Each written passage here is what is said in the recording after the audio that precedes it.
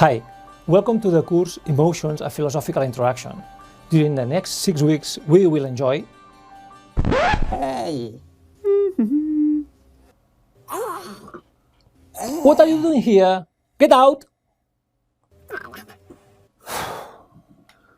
Where was I? During the next 6 weeks, we will enjoy and be amazed with the interdisciplinary study of emotions. Sorry, my avatar is crazy. All throughout the course, we will make ask several important questions, such as, why do we have emotions? For instance, what happens when somebody does not feel pain or cannot identify and describe his own emotions? People with familial dysautonomia don't feel pain, and for such reasons, they don't react properly to body damages, suffering from intense injuries and young deaths. People with alexithymia, Asperger's syndrome, or autism cannot identify their own emotions or feelings, a necessary process for several health identifications. Or what happens when somebody is not able to recognize emotions into the others? The answer is very simple. They are out from social life, because the coin of societies is empathy. Without this skill, they have several difficulties in order to understand normal life, because life is basically emotional. Even more, most of ethical systems are based on two principles: to avoid pain or to obtain pleasure, perhaps a designed pleasure, obviously like popping bubble wrap. Anyhow, emotions regulate actions. In fact, in 1862, Charles Darwin asked himself which was the biological reason that could explain the existence of emotions. In order to clarify these questions, we will have to look at neurosciences, anthropology, psychology, or philosophy, among other fields. Some other relevant questions are there some emotions more basic than others? Are we able to classify the existing emotions? Where do they happen? To feel or not to feel, that is the question.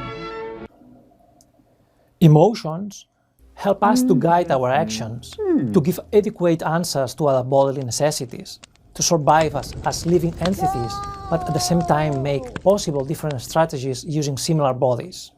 Feelings, emotions, or moods manage our daily existence and even make possible the emergence of consciousness. Finally, we will discuss the necessity of implementing emotions into machines.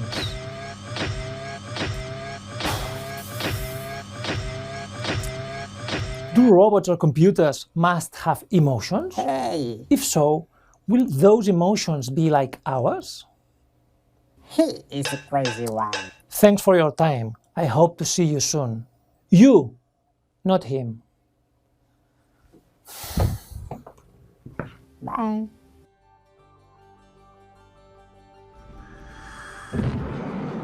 Hasta la vista, baby.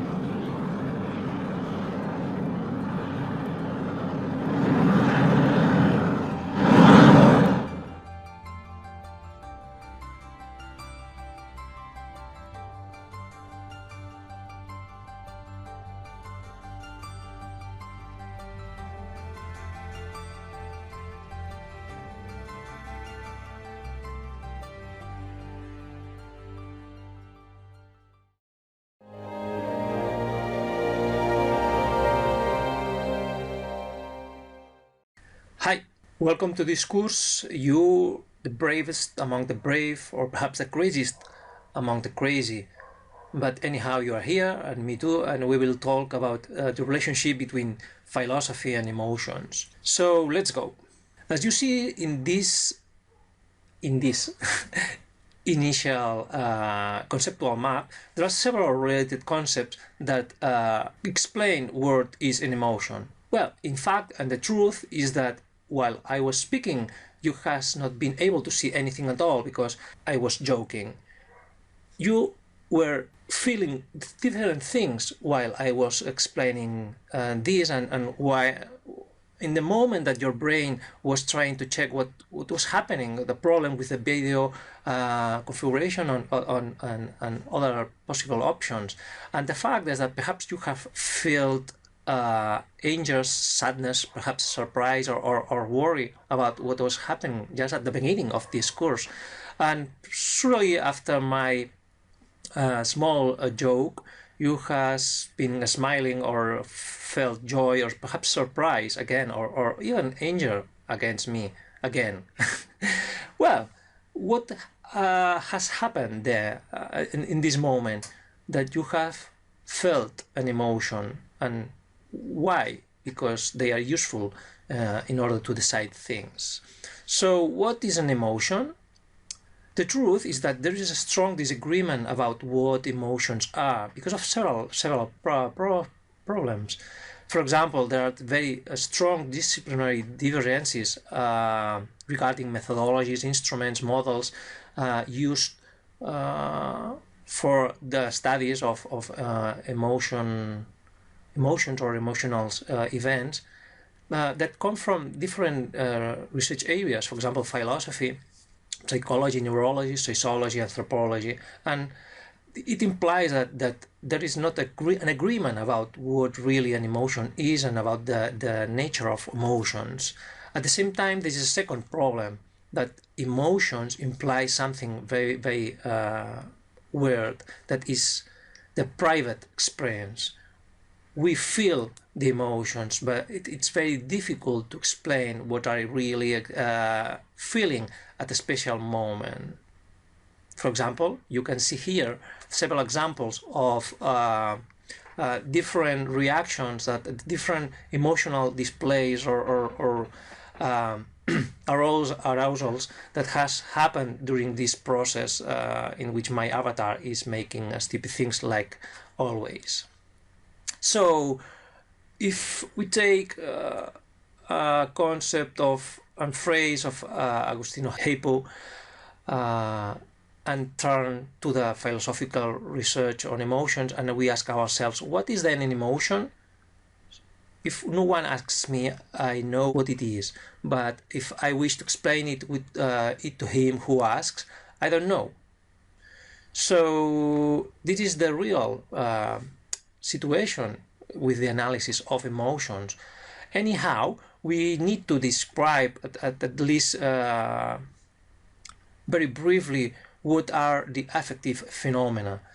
Initially, we have one concept, emotion, that can be explained by several ways. You here will read the Oxford Dictionary's descriptions and definitions.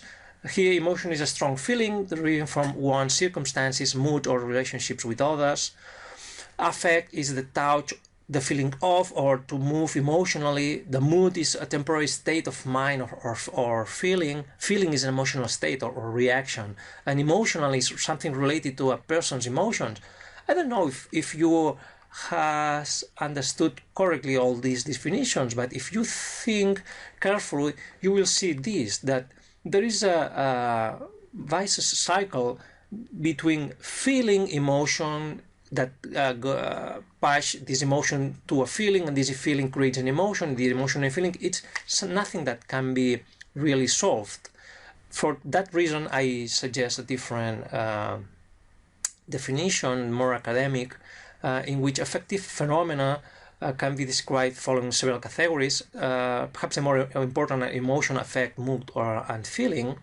And for example, emotion is a multi-situated body mechanism to give semantic meaning and coordination to internal and external data in order to create action states. So it's a process that happens inside the brain, but it's shared with other brains and with other bodies, and it's managed culturally and symbolically in order to produce some reactions. Then we have also the effect, that it is an outward or physical signs of emotion.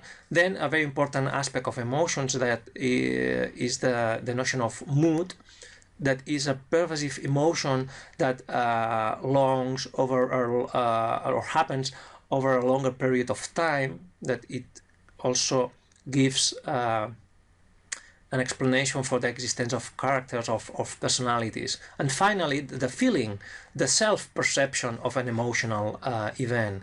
And you see at the bottom of this video several links in which you can see how the emotional state change the reaction and the coordination of social or even not very intensive social insects.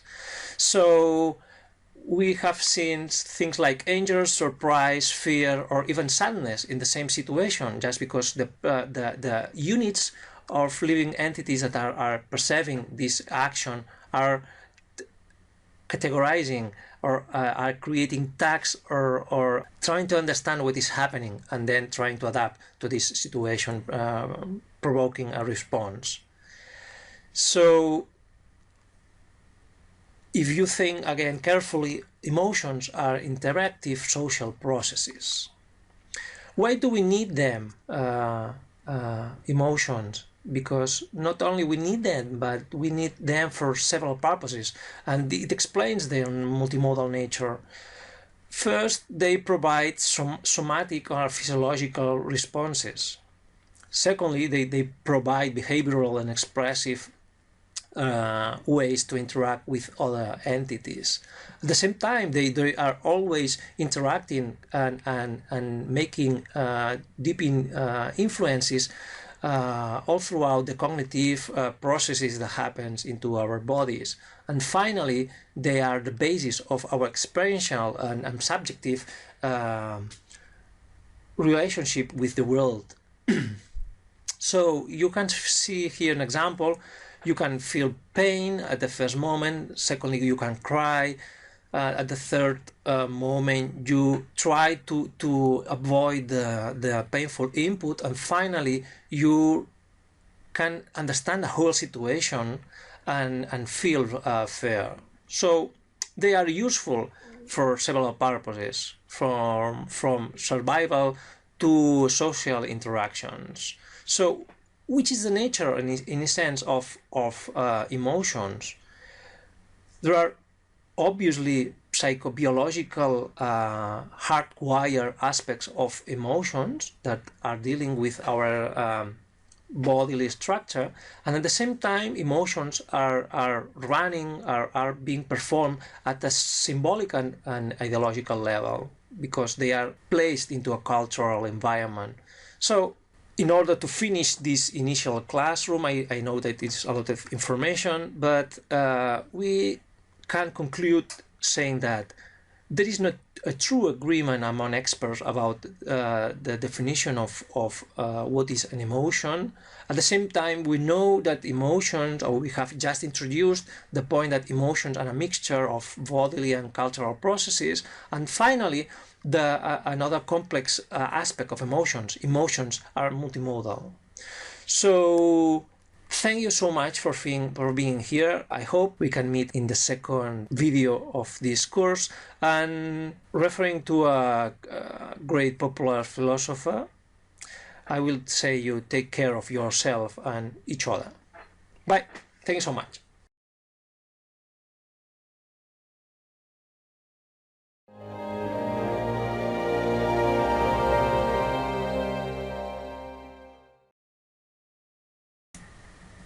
Whoa! Are you still here? So perhaps you are the bravest among the brave. In this second session, we will try to understand which are the basic bricks of emotional processes. So you can think on a very specific action. For example, my avatar is receiving a hit from an unknown source and with a very strange book. But anyhow, what happens inside that brain? First of all, there is a situation of an appraisal. There is an estimation of the situation. What is happening here? It's a dangerous situation. Secondly, there is a balance of this process in which the human being decides that this is a negative input, at least regarding to his own body. Third, we can find an elicitation process in which moment did that guy tries to dodge the peril. There is also a drive situation in which that guy tries to pursue some goal, for example, avoiding having philosophy books at home because they can be dangerous for your mind and also for your head. And there are more things like, for example, the arousal, in which process we can consider the several range of possible responses that happen in that body. For example, the skin mechanoreceptors receive a pressure, then nociceptors create a pain signal, and there is a hormone activation trying to activate a fight or flight response. There is also a communication process in which the gestures, the tone, the facial expression, the painful face, the yelling,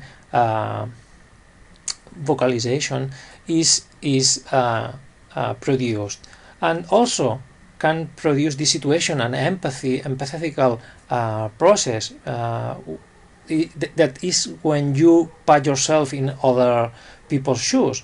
For example, you can feel in your body the heat that is received by another guy in his body, and this can produce a response of help towards that guy or not.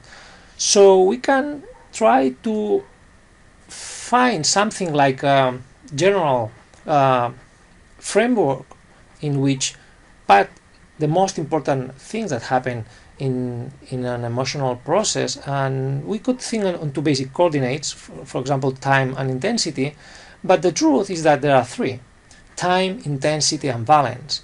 First, some emotions happen for small, tiny, long, or big, or even non-ending lapses of time. Secondly, we can find the intensity of the signal we are receiving. And finally, the valence, the meaning of this kind of input for your brain, for your head, for your body, for your general dispositions. You can see here my avatar finds a dangerous thing or not. It depends on your evaluation of the situation and produces a response. So we can think on emotions like the coordination of several kind of basic contexts and pieces of information that produce things along these three coordinates. In time, for example, creating moods that are emotional, stable action patterns that guide our actions for specific extensions of time. There is also an intensity in which our body tries to stabilize the whole system. For example, considering the body like a homeostatic system. And finally, the balance, try to correlate the information that has been captured by our senses into some kind of a reaction that surely will benefit us, or at least will try not to harm our bodies. So when we think on emotional actions, we can find several aspects that can explain the emotional events. These aspects are part into a two-dimensional or even a three-dimensional Cartesian axis structure, and at the same time we can consider emotions like dynamic strategies that are very useful to deal with internal as well as with external information, and then to make possible to allow proper reactions. So thank you so much for being here, and I hope to see you in the next session. Bye.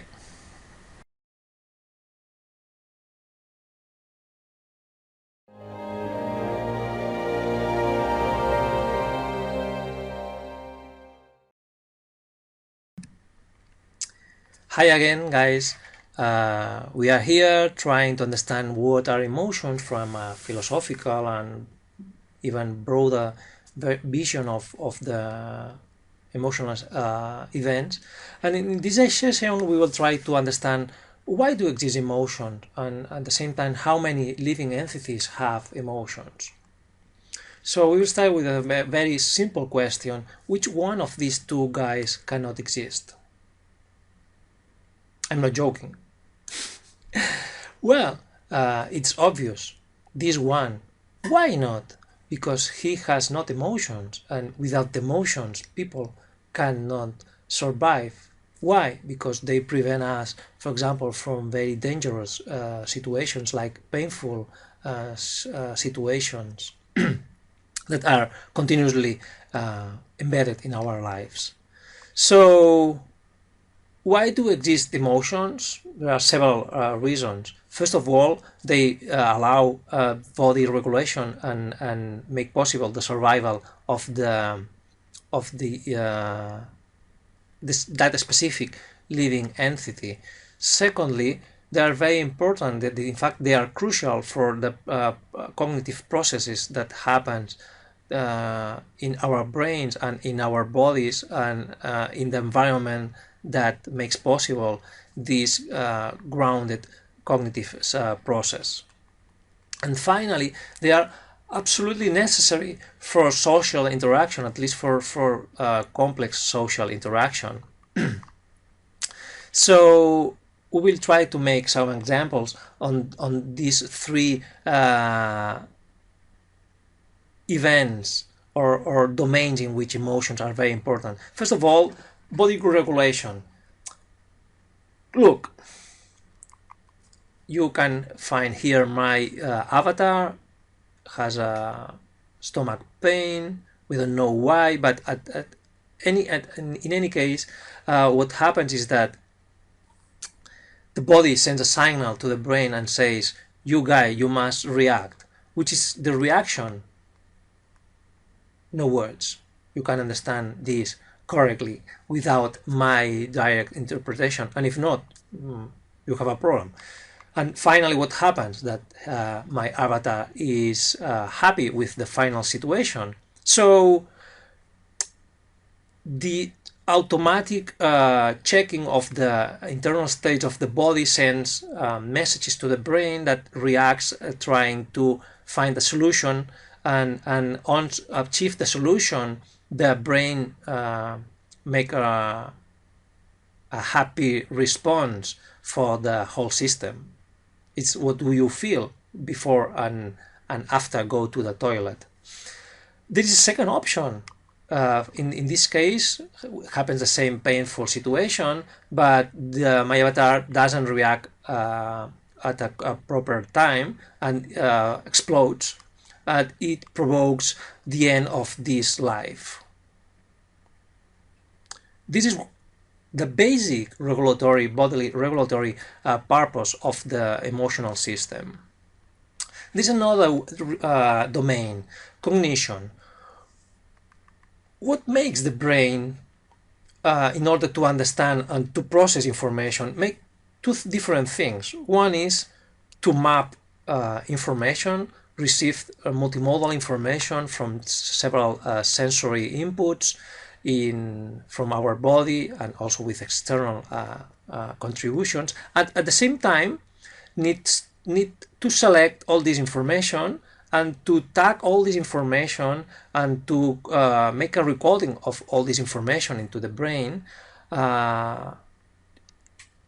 in the future case that this situation can happen again, and in that case that guy could react more fastly. And secondly, with all this information, the brain tries to understand what will happen. It's filling the gap all the time. So, which is the value and the role of emotions in both situations? Mapping or tagging information and filling the gap. It's basic, absolutely basic. Regarding to the mapping process, in 1994, a neurologist called Antonio Damasio wrote a very, very interesting book called the Descartes Error, in which he introduced the somatic marker hypothesis. It's very simple. The idea is all the time that we receive information, our brain trying to classify it as a positive, negative, or other different kind of categories. On level, it's recorded into the memory of the brain in order to react fastly to a situation like this in the future. So the body can remember the good and bad experiences. At the same time, the emotional architecture made possible to fill in the gap, to focus attention, or to make an assessment of the situation, or generate expectation, bodily expectation, even psychic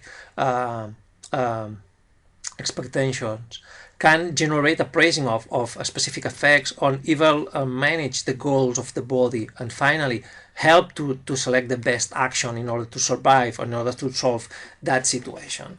So this is the two first domains, and this is a third domain, that it's the social interaction. At the social interaction level, emotions have a really crucial role, and again we find a mixture of hardwired processes and also of cultural processes, but the basis is bodily. At the core of this situation, we find empathy.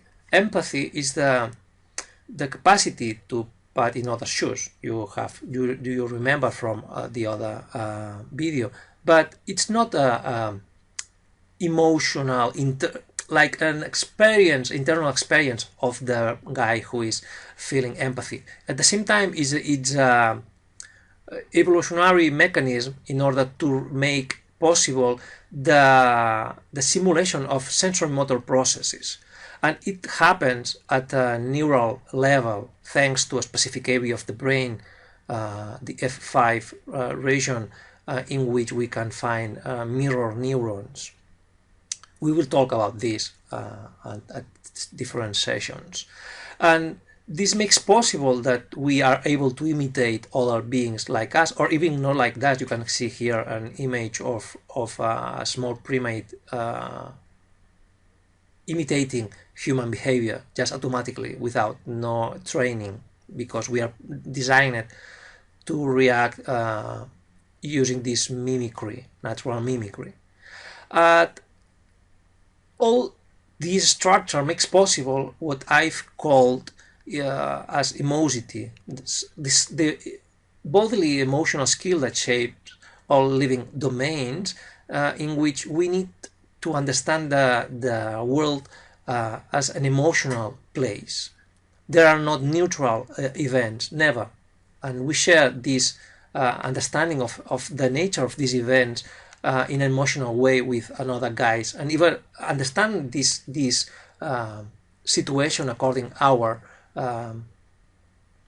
feeling. It's not the same one landscape that you are looking at a specific moment, if you are happy or if you are really sad because your mom has died this morning, and the same landscape can be understood very differently, like something peaceful, like something empty, like something dangerous, like something. It's the way that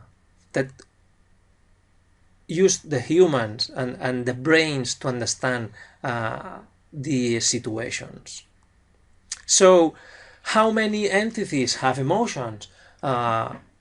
All living entities have at a certain levels emotional ways of interacting with the world. For example, minimal entities like bacteria use chemotaxis in order to produce swimming responses, for example, to attract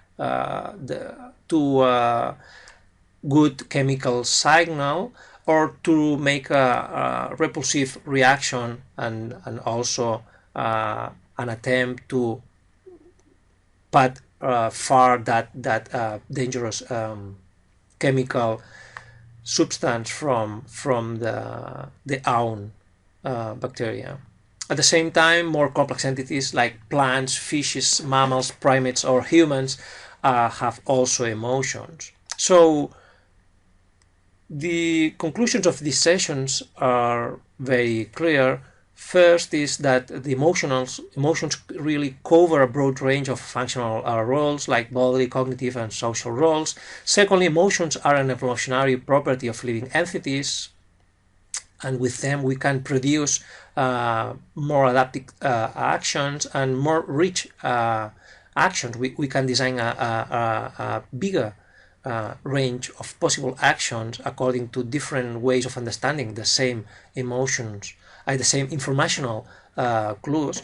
And finally, when emotions are working on these systems, emotions make possible to create emotional sphere in which the individual and the individual also inside a social structure create meaning.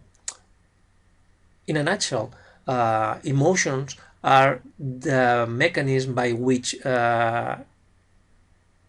animals create semantic approach to the world.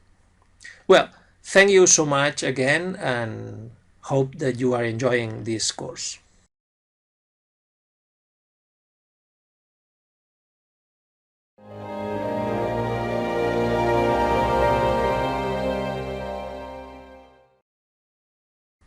Hi, welcome to the fourth introductory video of this section.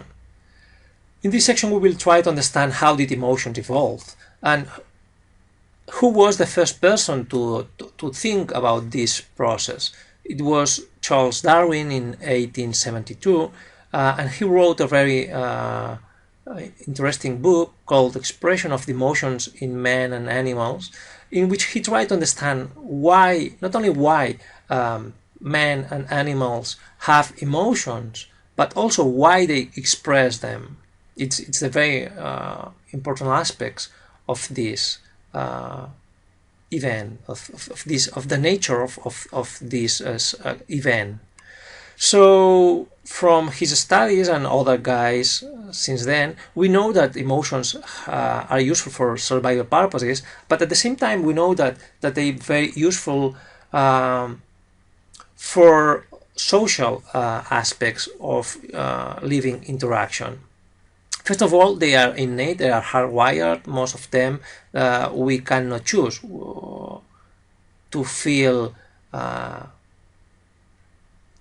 comfortable or uncomfortable with pain inputs that affect our our nociceptors in our body. Although we can train our body in order to react in some way or another one to this input, but anyhow, emotions make possible the design of strong social aspects that explain why humans and other social animals live together. Initially, for example, the care of the offspring, also the creation of long-term sexual bonds that are again useful for care of the offspring, the existence of the compassion among the relatives or among the members of a group. It's one of the basics of several religions. For example, the universal compassion among Buddhist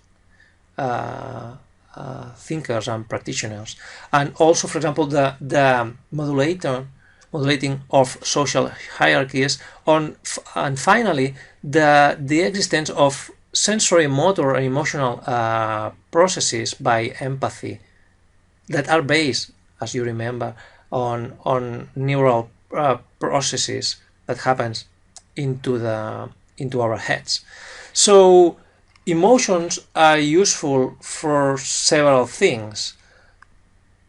From a survival perspective, we can find two big groups: negative emotions that create defenseful activities, and also at the other side, on the other side, positive emotions that make possible to reinforce actions that are positive for that being. Then, when we think how did emotions evolve, there is a moment in which emotions happen just at a natural or biological level, that it was before the beginning of the social interaction, and even before of the symbolic moment in which our ancestors became the sapiens, more or less 100,000 years ago. And we find now that emotions are modes of function shaped by natural selection, and they involve physiological, cognitive, motivational, behavioral, and subjective responses to things that are happening to us. Which is the mechanism that allow social emotions? It's very simple.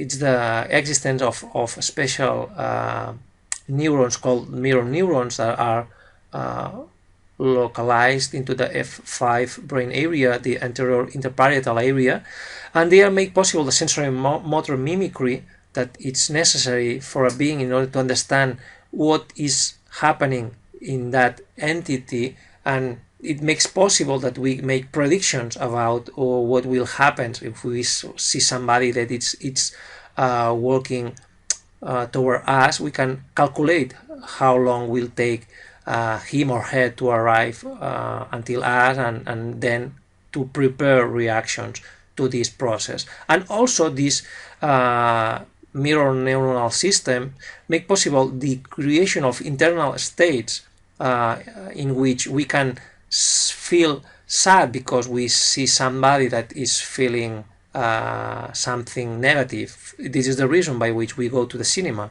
to feel what are feeling another guys. We call this process empathy. At the same time, we can find that beyond all the biological constraints and that really shape the emotional events, we have different ways, cultural ways of deal with emotions, and at a certain point, emotions are far from really direct responses from the environment. They are processed inside the brain with more cultural information that make possible to understand this situation in a very different perspective according to your cultural background. And even exists some emotional states in which there are not possible translations or only belong to a specific culture in the world. For example, and we can obtain these evidences from ethnographic works in which exist untranslatable emotions like amai in Japan. The necessity for indulgent dependencies, it's very, very complex to describe briefly. Or the saudade in Portugal, the feeling of longing for something or someone that you love and which is lost. Or the Schadenfreude in Germany, it's the pleasure derived by seeing another's misfortune. Or liturgy in Czech language, or Tosca in Russian.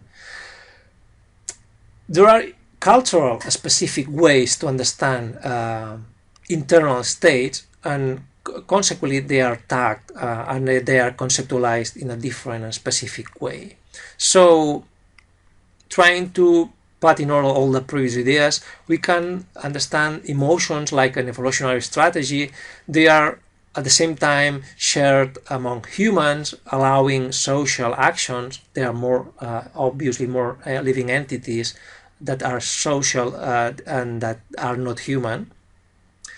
And also the notion of empathy as a very important neural mechanism that makes possible that important aspect of the sensory motor imitation, but not also sensory motor, but also emotional interaction and understanding that makes possible the emergence of attitudes, of actions, of intentionality, and the recognizing process of these actions in other beings. And finally, we can understand the cultural forces like very important ways of shaping and creating emotional dynamics and meanings for the entities that are under that cultural environment. Thank you so much. I hope to see you in the next video.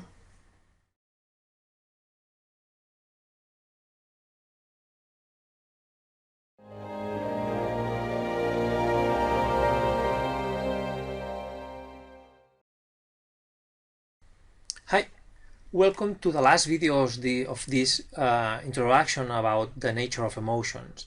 In this specific session, we will talk about where do emotions happen. I know the answer, obviously, and I think that you too. But the answer is very simple, here, in the brain. But specifically, where in the brain? We will find a specific area called the limbic system, in which most of the called emotional processes are performed by this area. According to a very classic and perhaps old way of understanding the brain as an evolutionary machine that has been adding layers of functional performing activities, the brain initially performed very basic activities regarding to basic bodily management processes, and this belong to the reptilian brain.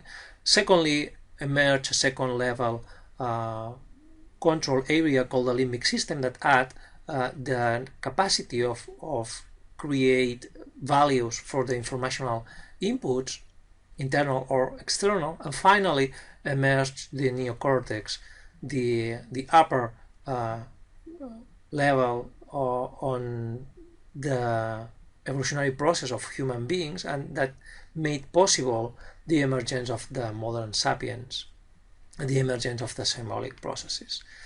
Inside this brain, here at the amygdala, we can find the limbic system. Does it mean that we are faced to a brain reactionism that we could talk brain actionism?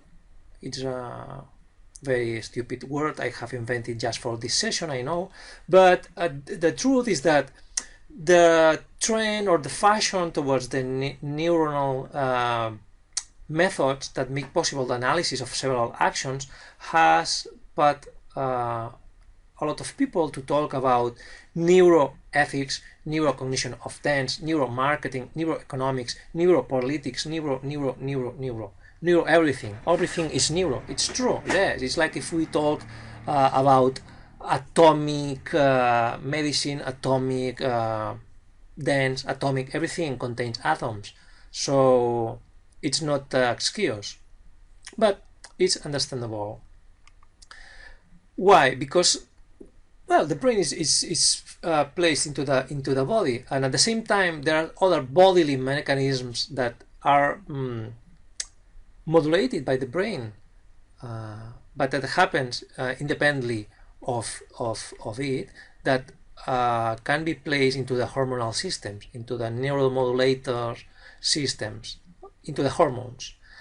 I will show you two examples. The first one is oxytocin. Oxytocin is called the hormone of love because it's a hormone that is released after sexual intercourses and make possible the establishment of long-term bonds among the practitioners of that sexual practices, because the person who experienced the releasement of oxytocin into his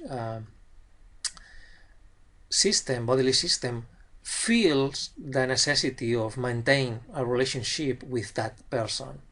It explains why we try to repeat with the same person or not.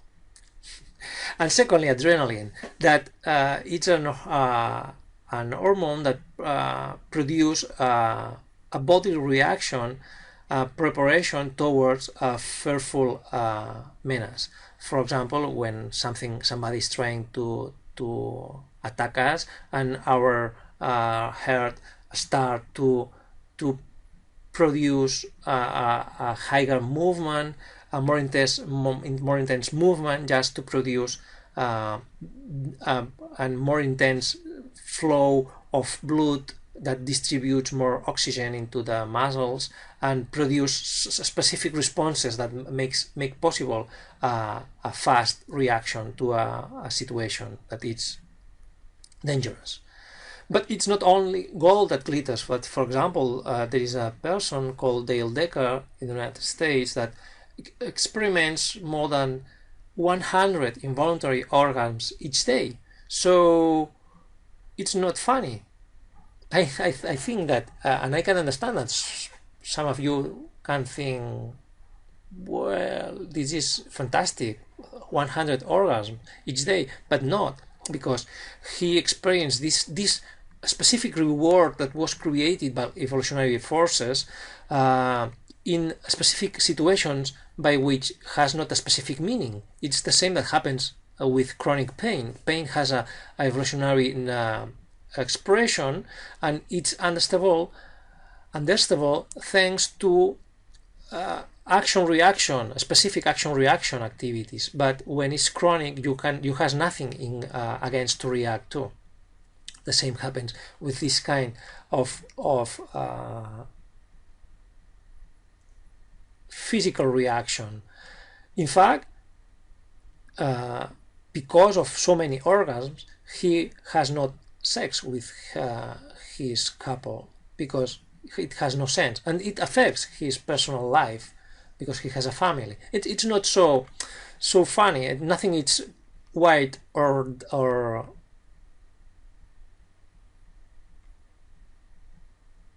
dark. Just there are several degrees between any kind of things in which you can study. For example, between black and white realities. The world is much more complex than clear separations. This explains why, for example, people with specific hormonal disorders have very specific cognitive problems, or even they experiment in their own bodies emotional flavors of the world that affect how they will interact. For example, if you need to decide something very important in a very specific moment of your life, it's not the same if you are happy or you are depressed. Surely the analysis of the situation and even the possible outcomes of that situation is not the same. So emotions affect directly how we will make things with the information that we have. At the same time, we have discovered, and very recently has been possible to obtain a bodily map of emotions, that the fact that emotions are not happening inside the brain. Emotions are felt distributedly across the body. We can feel more intensively one emotion in one section of the body and another one in another one. And there is not a deep direct correlation between two physical interaction. Happiness is more broadly distributed than disgust. Disgust has a more upper body section interaction than happiness that affects the whole body. So the end remarks of this section are three. First of one is the limbic system is the main area of the emotional processes, but at the same time the emotional processing is distributed among the brain and the body. And finally, bodily states affect brain and consequently to cognitive processes. Thank you so much. Hope to see you in the next section.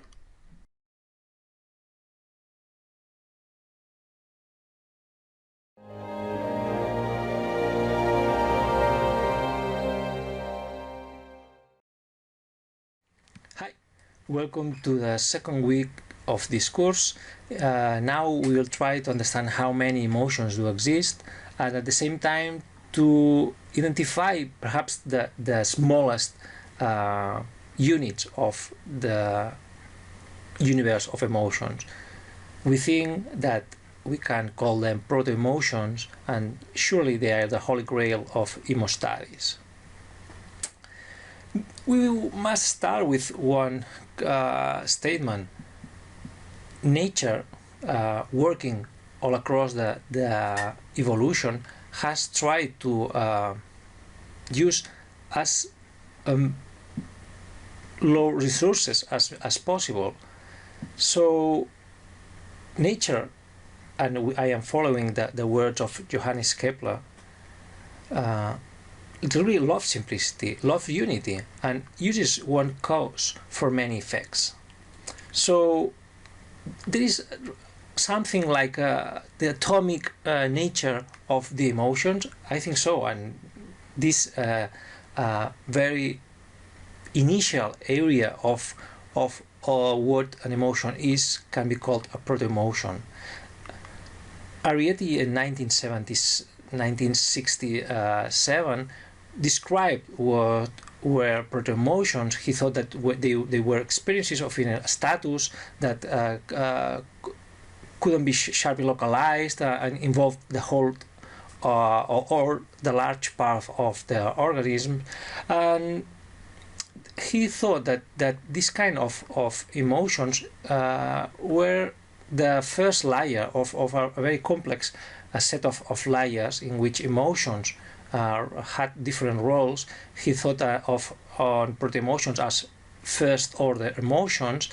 So he also considers the existence of second-order emotions and finally third-order emotions. At the basis of the emotional experience or the emotional nature of any event that is being experienced or processed by an organism, he thought that he could find 5: tension, appetite, fear, rage, or satisfaction. He said that they were not feelings but minimal cognitive processes based on bodily homeostasis, but and that cognitive and symbolic processes and even linguistic processes were much more closer to higher levels of emotional performances. My use of proto-emotion is much more simple. I'm thinking on two basic forces: pain and pleasure. Pain can be considered something like a negative information, and the idea is that you try to avoid something that can approach you towards a painful or a negative input. And secondly, pleasure must be considered like a positive force, something that you want to achieve, you want to obtain.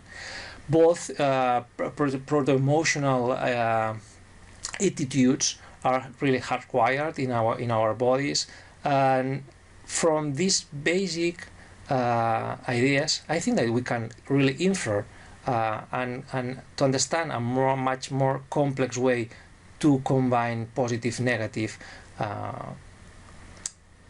tendencies inside our sensory processing of the internal and external information. Where do we can find proto-emotions? For example, when we look at the most basic living systems, bacteria, when they are performing chemotaxis, they are trying to react to positive or negative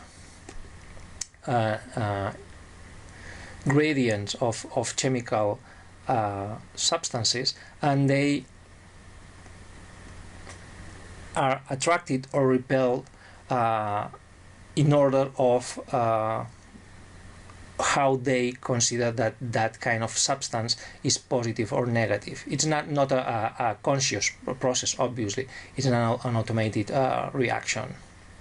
So proto-emotions allow us to explain with really simple mechanisms the bodily evaluations as positive or negative. I think they are the most basic ways of tagging an information. At the same time, they're the first step of the emergence of emotional drives, and finally, we can understand this as a scalable process in which proto-emotions are the basics of these processes, and when we are adding more and more complexity, we create more valences or combinations of positive and negative emotions. So thank you so much for being here, and hope to see you in the next lesson. Thank you so much.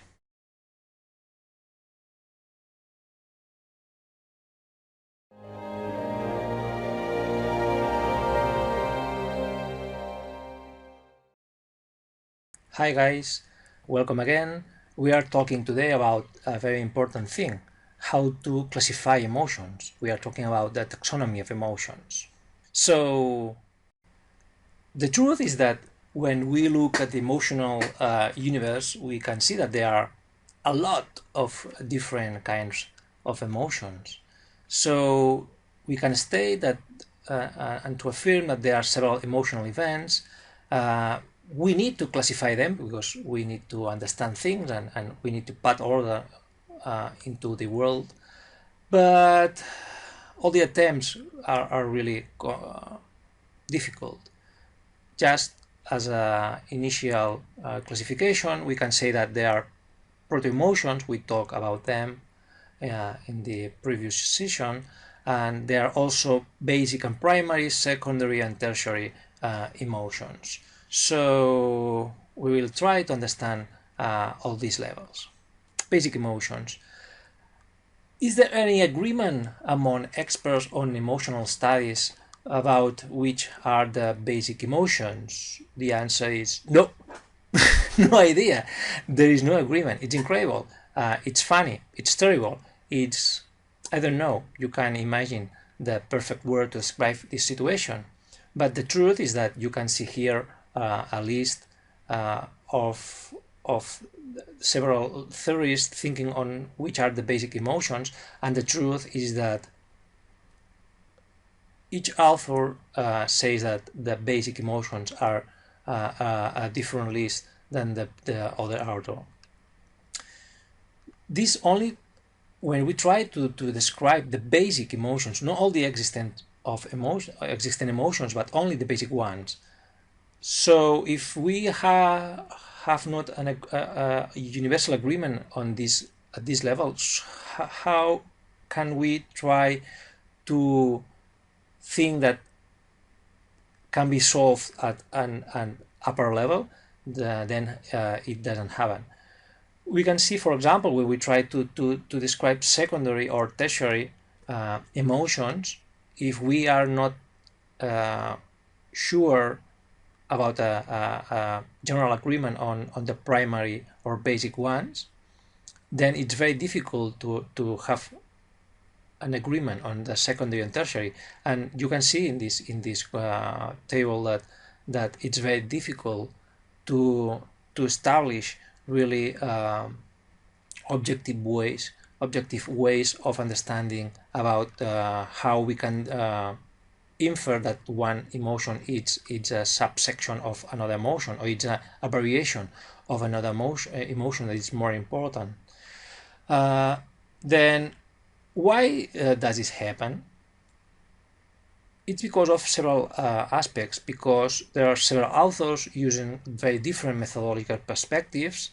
They are related to personal understanding at the same time. And finally, we're taking into account a very different cultural and linguistic perspective into the study of emotions and the nature of emotions and the way in which emotions happen.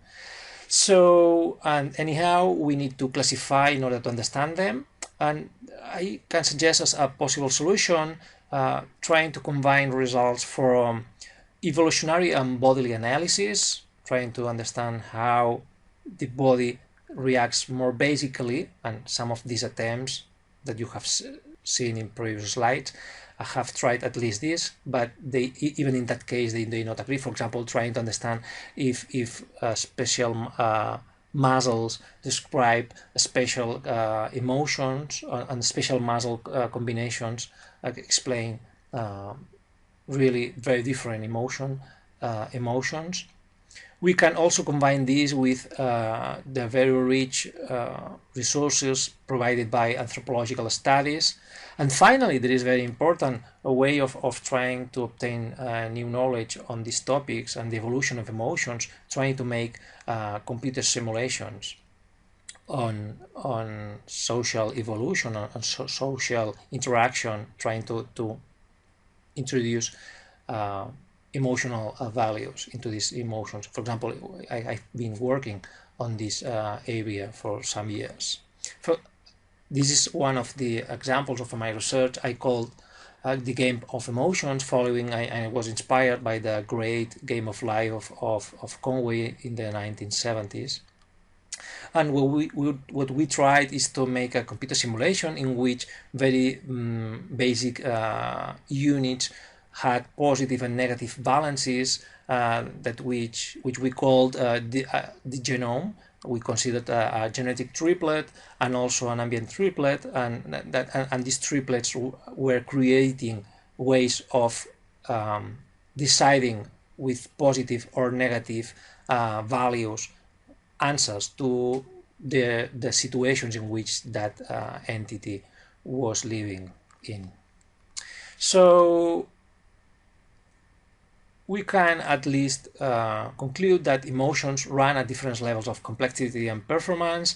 There is no agreement among experts on emotional classifications, and we have an evolutionary and cultural and computational way of obtaining results if we want to understand how emotions emerge and how they are modulated inside the individuals as well as between individuals. It's very important what happens inside a guy, in which several transitions, emotional transitions, are performed, and at the same time how several individuals sharing a social space are creating emotional dynamics.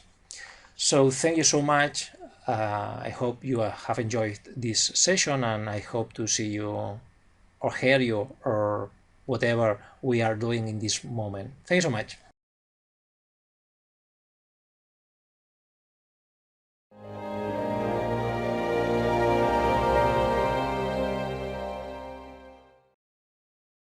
Hi, welcome again.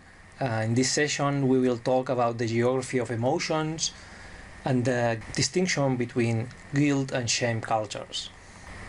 Do you think that we can talk about a geographical distribution of how people feel emotions? I think that the question it's very strange, and a fast answer to this question, and really guided by the common sense, is no, it's nothing like that. They really must be universal, and everybody must really react following similar patterns. But the truth is that it's not the case, because culture shapes really the emotional performance, and also even the emotional experience, the internal experience of what is an emotion, and which is the meaning of this experience. In the same way that we can affirm that exists a geography of thought that affect the cognitive performance of human beings, that things that have been demonstrated by cultural psychologists like Richard Nisbett in a very, very nice book called The Geography of Thought, How Asians and Westerners think differently and why. We can really affirm that there is a geography of feelings and emotions, and how we can know this thanks to the studies of anthropologists. There are several authors really interesting. I think that David Le Breton is a very interesting researcher, and also Catherine Lutz, talking about unnatural emotions. But the truth is that how we think our emotions, how can we describe our emotions thanks to language? Because as said Martin Heidegger, language is the house of being. It's the place in which we can understand that we are living. It's not just an experience, it's the knowledge about the experience and the description about our experience. So language shapes whatever we are feeling and whatever are we processing, and at the same time we are tagging that information and classifying emotionally and adding value and more, adding more values to that kind of experience. So it's very important to understand that the language is the place in which we know that we are. At the same time, language is really constrained by the culture in which this language is performed, or even deciding the structure of and the architecture of this language. For all the previous reasons, I'm working with a researcher in Japan called Marcin Schroeder about the notion of situated phenomenology, but this is a different topic. So the idea is that language shapes emotions and at the same time shapes cognition. In the 19th century started a real interest on how language really described the spirit of a nation, the spirit of a community of human beings. These evolved, and we arrived to the 20th century, in which the Sapir-Whorf hypothesis was created, trying to describe how the language structure affects the way in which the speakers are conceptualizing the world. So we can see and we can really understand that language really produce specific ways of processing feelings, and to order these feelings, these linguistic feelings and these linguistic expressions in a grammatically way. And finally, all these ideas are really flavored by cultural values and beliefs. So if we try to speak about something like a topology of emotions, we can see that there are not really very strong cross-cultural regularities, despite of the researchers of Ekman and talking about something like a neuroculture, and obviously exists a genetic basis and even a bodily architecture that explains basic tendencies among humans. The truth is that according to all different ways of studies on the anthropology of emotions, from ethnopsychology, social structuralisms, linguistic, or even evolutionary studies, we can see, and all the ethnographic studies demonstrate us, that emotions are just one cultural idiom for dealing with the persistent problems of social relationship. So emotions are ideological, despite of really a very clear bodily or natural precultural emotions.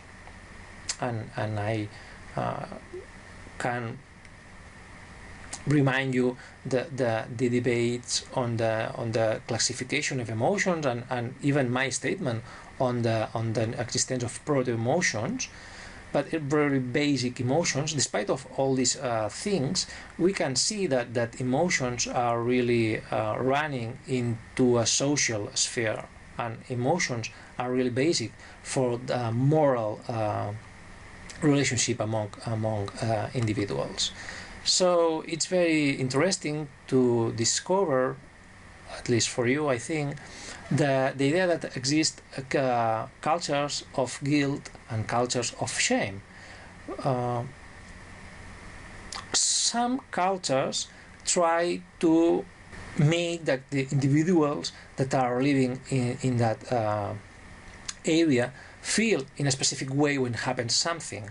it's true for all human communities. For example, guilt cultures like Western countries are really individualistic, despite of any kind of social relationship and families and blah blah blah. The truth is that our family interconnection and the social interconnections are much more weaker than those that are really existing into the Eastern societies, which are really more interdependent. Yeah. So in Western societies, people is more prone to feel themselves guilt. By the contrary, in Eastern countries, people is closer to feel themselves shame because of the result of their actions, because they are more aware of the social interaction in which their actions are evaluated. So we can finish this lesson affirming that emotions are really cultural laden. Language really shapes the ways by which we feel. And finally, socio-emotional strategies determine how humans really behave individually as well as socially. Thank you so much for being here. Bye.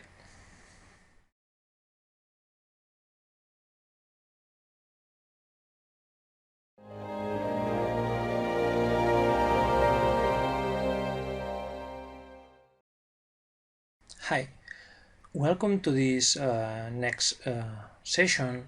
We'll talk a very different topic, trying to understand the nature of the emotion in our body. I will talk about aware. What is aware? Aware is a specific word that have Japanese speaking people trying to describe a very specific feeling. Here you can find a very nice poem written by Taneda Santoka, and here at this section, work art of a very good and a poet of the wood that lives very close to my home, called The Zen of Things, in which Taneda Santoka tried to express a very specific moment, and he said, Kaza onugi shimiji mitonure. I think that you can really forgive my wrong Japanese pronunciation, as well as you have really forgiven my very bad English. But what he tried to express, the translation is taking off my kaza, getting wet, satisfied within, or kaza is a bamboo hat. The idea is I'm completely wet. It's heavily raining. I'm so wet that it has no sense that I maintain my hat on my head. So I just decide to take off it and then leave the real situation. Be careful, because aware is not the English concept of aware, the word that we use to talk about to be conscious of. It's for friends. Japanese aware is used trying to describe several things. Usually it's directly translated as pity, sorrow, grief, misery, or compassion. But the idea is that, from a poetic perspective, it's the feeling of experience, a very unique moment, usually linked to the nature. It evolved into a very academic concept called the mono no aware. Aware is the idea is that sensitivity to things. So what is about aware? The empathy toward things, and at the same time, it's a way of really narrowing and focusing our attention into a very specific event that perhaps is very normal, but for us represents a very important experience. This can lead to to the feeling of ahness, of it's happening, and we don't need to really be waiting for very special moments. This feeling, the aware of things can emerge in any kind of places in which we can try to look to.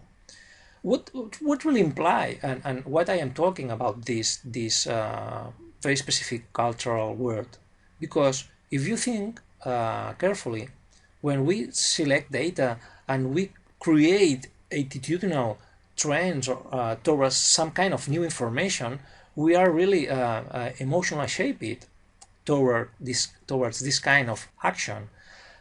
This implies a specific way of evaluate and integrate the data, and at the same time we are really deciding just by a daily basis and the common sense what is the normal set of data of which we must be interested or not. It implies a meta-evaluation.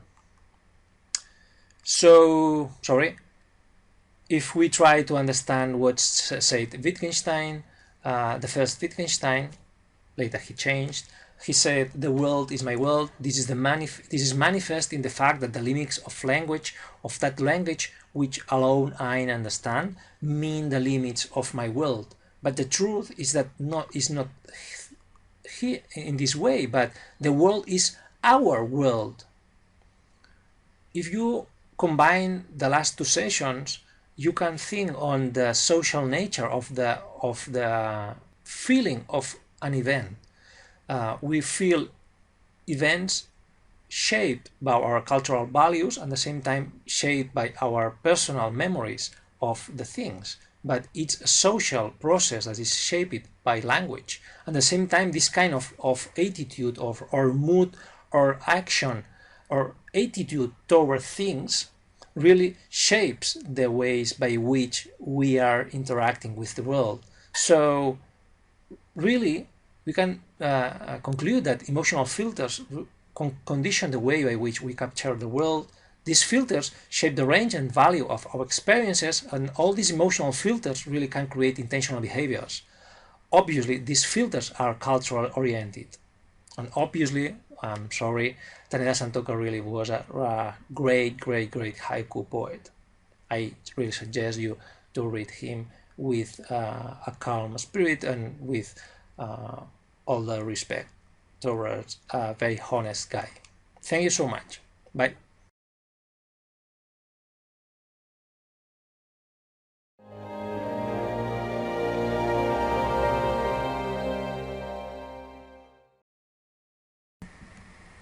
Hi, welcome to the last session of this week, in which we will talk about the modulatory nature of emotions.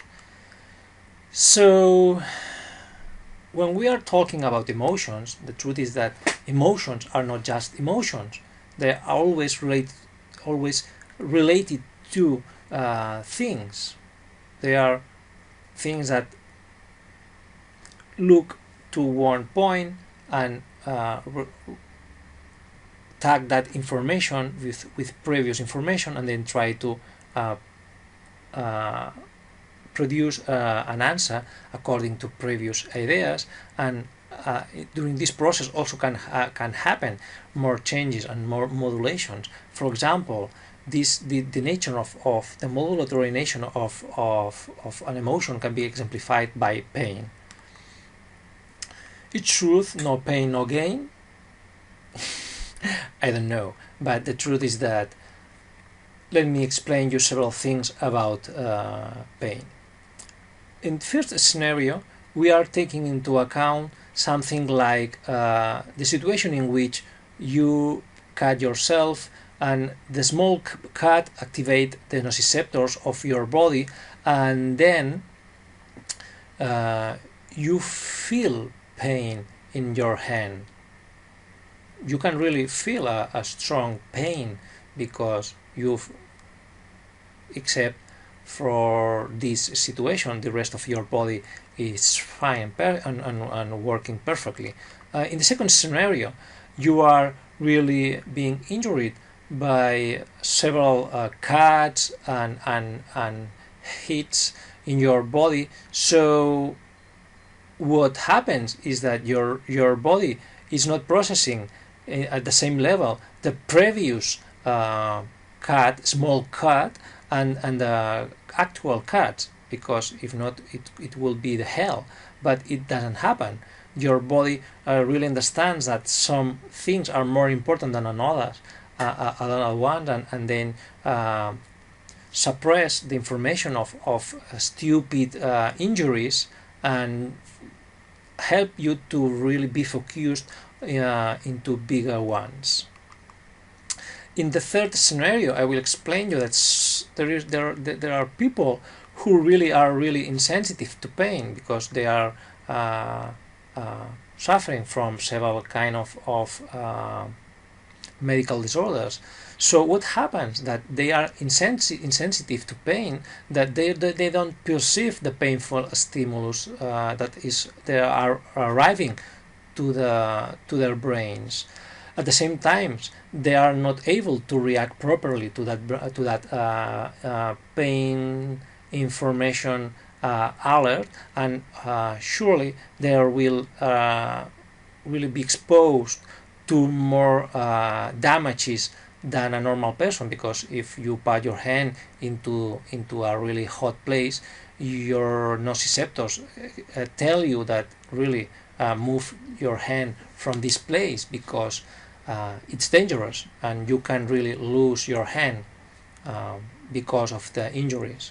But if you doesn't have this feeling, you cannot react to that information. Finally, a different scenario, the hyperalgesia. It's completely different. It's the situation in which your sensitivity to pain is highly or exponentially increased in comparison to other normal persons, and a really small action on your nerves or nociceptors create a really big or huge response. For example, in that situation, the touch of a small leaf produces a very intense pain into a human being, and it really happens to some beings. So what is pain? You can think it's something real. It's something that our brain learn to discriminate. So in the last example of this session, I will try to explain you an anthropological example made by Mark Zaborowski in 1969, in which he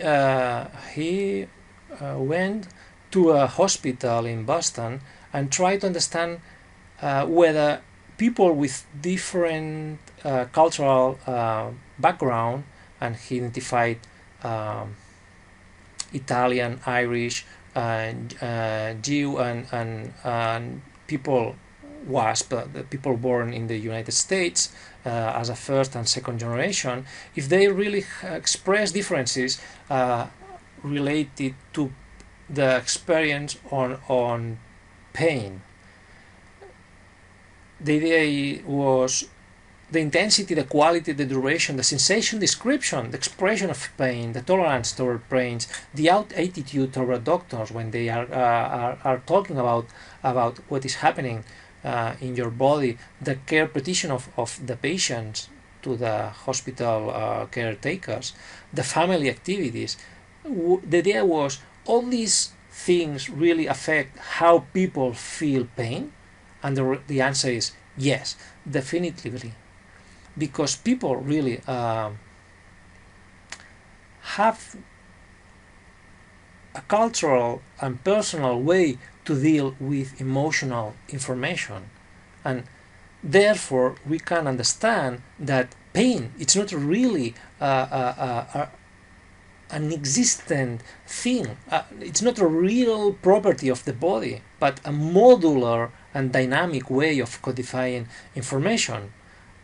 At the same time as all the other emotions, pain is really culturally mediated. And finally, pain is an experience that is adapted to specific possible actions. Well, thank you so much for your attention, and hope to see you in during the next week. Thank you so much.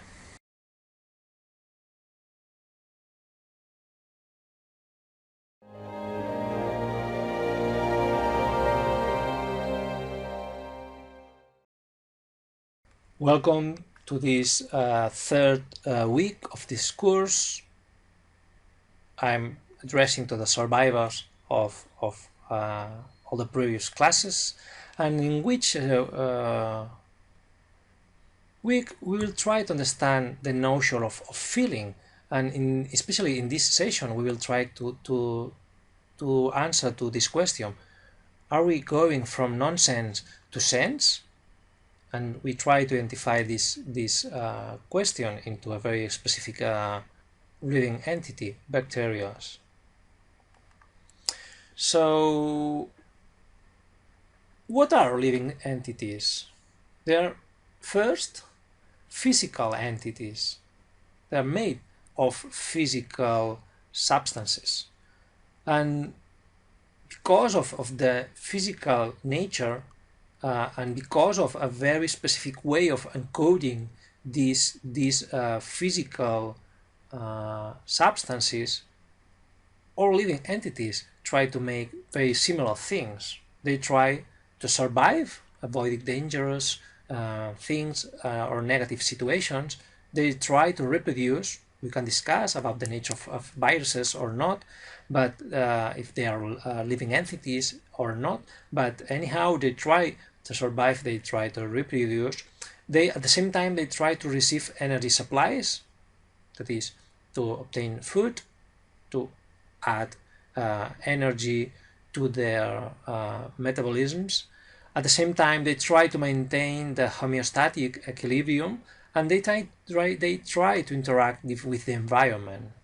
So, when we look at the basic this distribution of life all across the living scenario of the nature, we can see that bacteria are at the base, at the beginning of the evolutionary tree, and we are just a very late emergence inside this chain, sorry, of living entities. But what is like to be a bacteria? What are they doing? They in chemical interactions with the world. At the same time, they are pre-wired with chemical meanings, because although they are living into dynamic environments, they are trying to obtain food and to avoid negative or dangerous chemicals concentrations. This is called chemotaxis. At the same time, and without any really sophisticated mechanisms, they are able to make social interaction and to communicate among themselves. In fact, they create colony patterns. So we can identify communicative, cooperative, competitive, and cheating activities among bacteria. It's incredible, and we are talking just about the most basic unit of life in our world. So if we think about which is the nature of bacteria, and we take into account that inside the human body there are 10 times more bacterial cells than human cells, and that they are just in the adult intestine, we can identify more than 500 species of bacteria living in our intestines. Just imagine all across our body. Then if we take all these things into account, we can think on how the body has an intentional trend, and how really can understand that the complexity of some really sophisticated behaviors can be described by the emergence of more complex layers that can be derived from very simple rules. So there is always sense for a living entity, that it's pre-wired. And at the same time, when we think on these very basic systems, we can ask ourselves, well, they can feel anything? The answer is very clear. No. And a plant? Neither. But just because they don't have a more complex way of dealing with information, this will arrive with more complex central nervous systems, such those that we have and mammals and other kind of animals. But the point is, any living entity has a pre-wired way and has an intention put into their body to interact in a specific way with the environment. This is the basic for the understanding of what is an emotion and what is the value of tagging information. Thank you so much. Bye.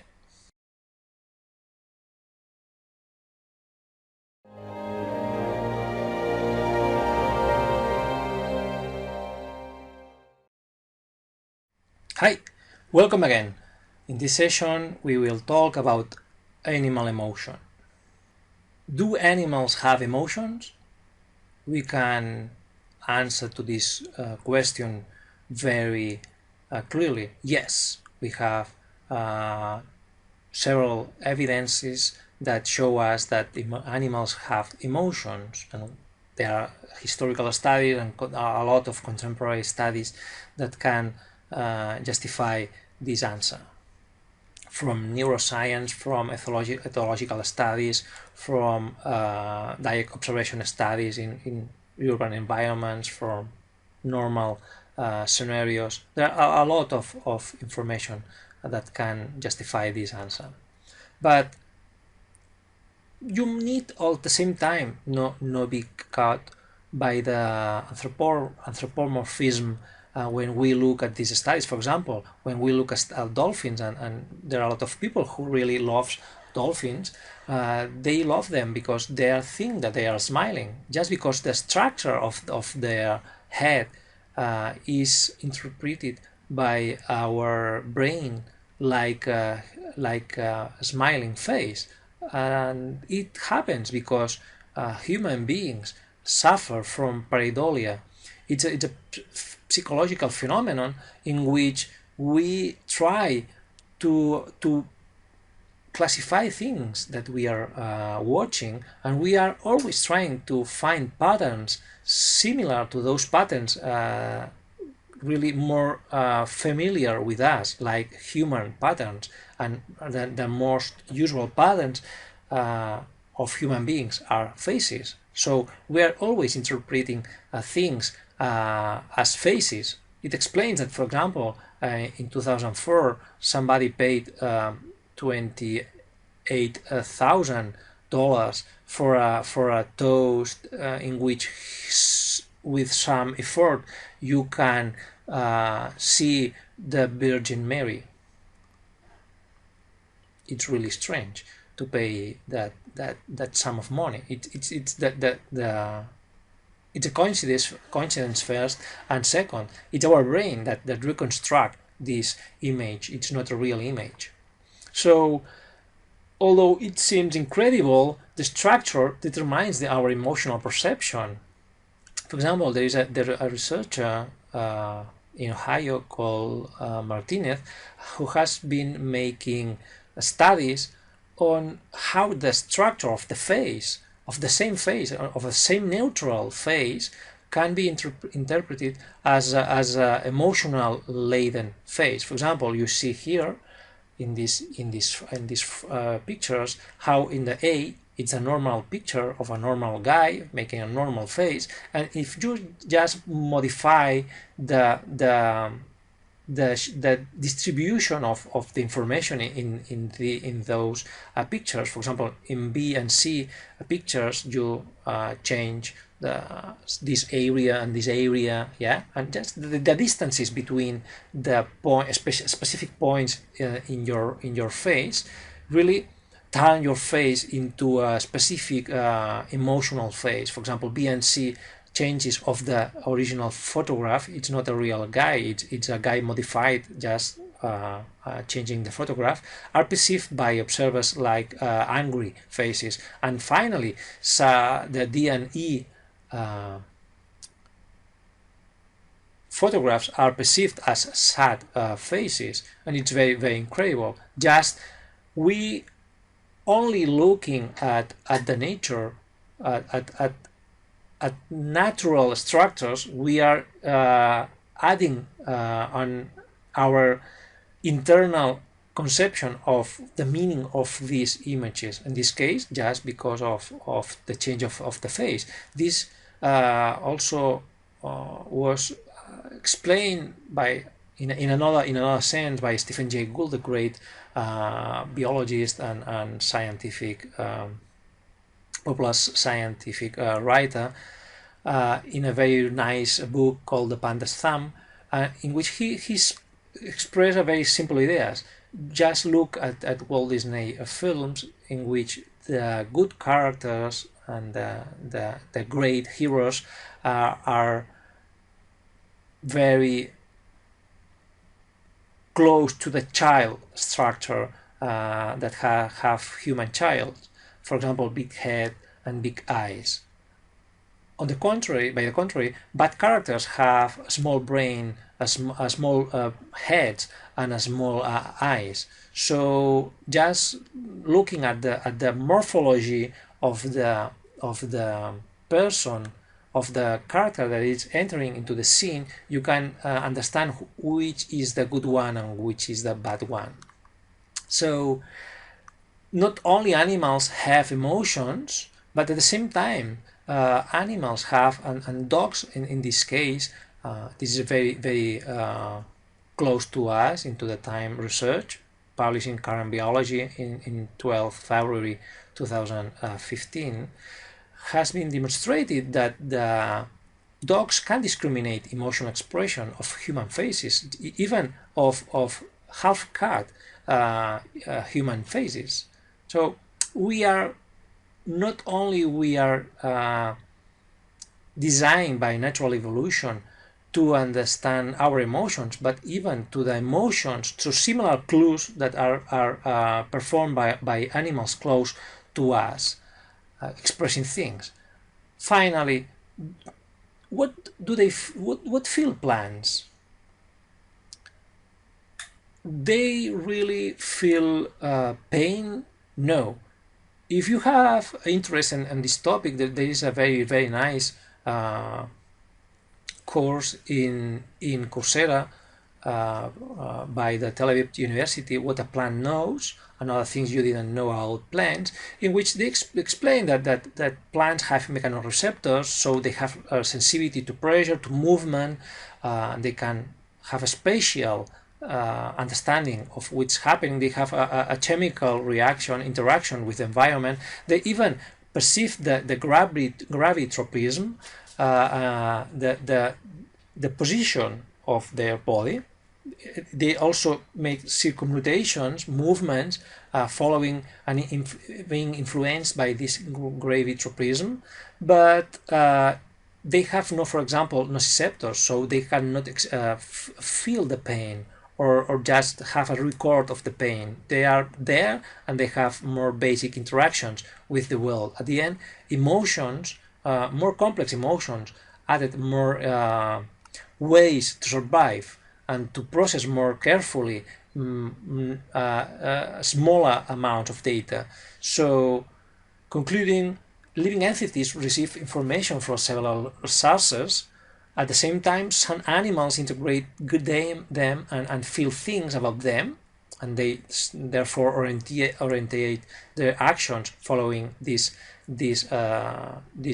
feelings. And finally, humans relate emotions to evolutionary clues that are very close to facial structure, body shape, and other kind of informational inputs. Thank you so much. hope to see you in the next week, in the next session, no week.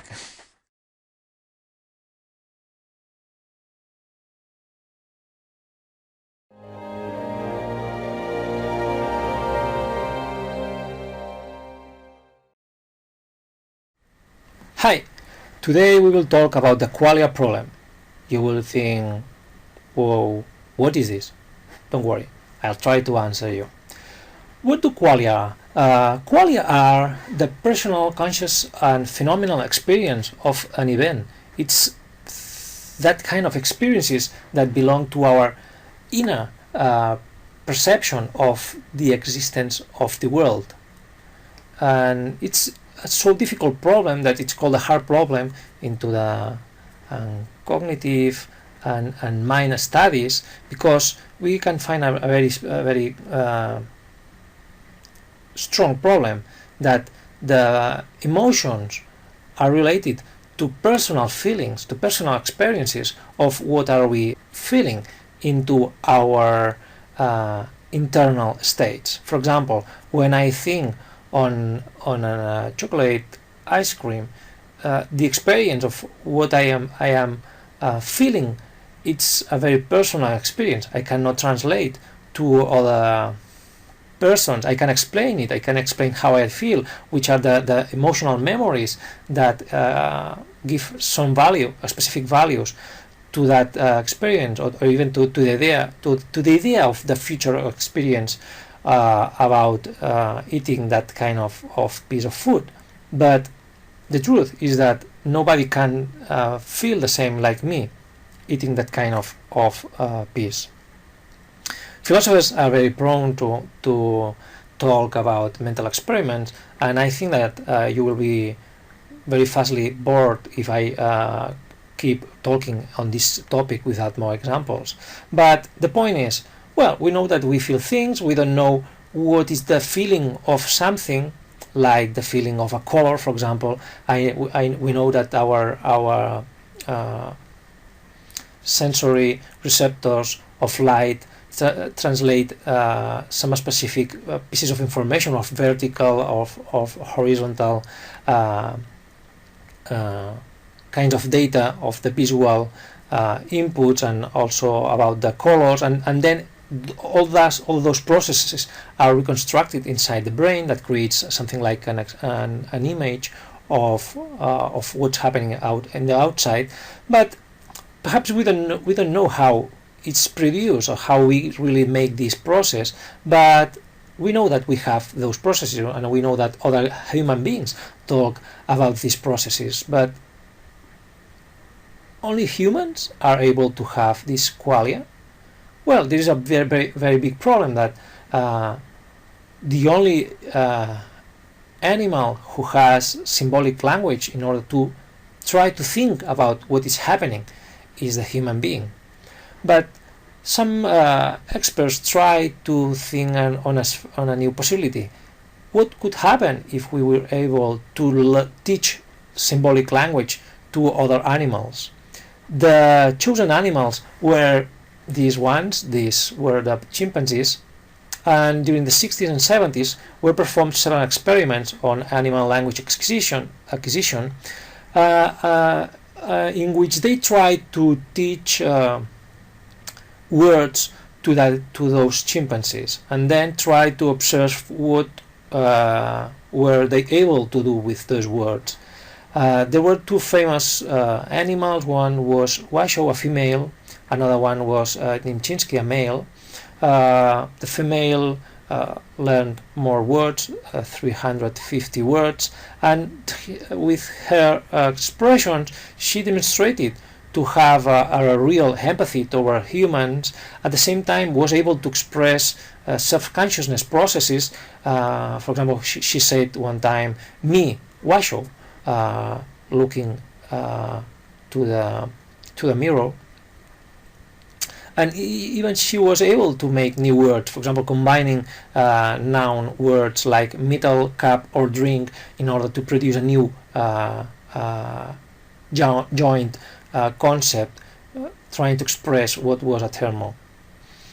On the other side, we could find Nimchinsky, who learned fewer number of words, only 125, but he even was able to create new words to indicate, for example, the playing actions, or even he was able to create phrases like "cat me nim hug," trying to express his love towards one pet in the lab facilities.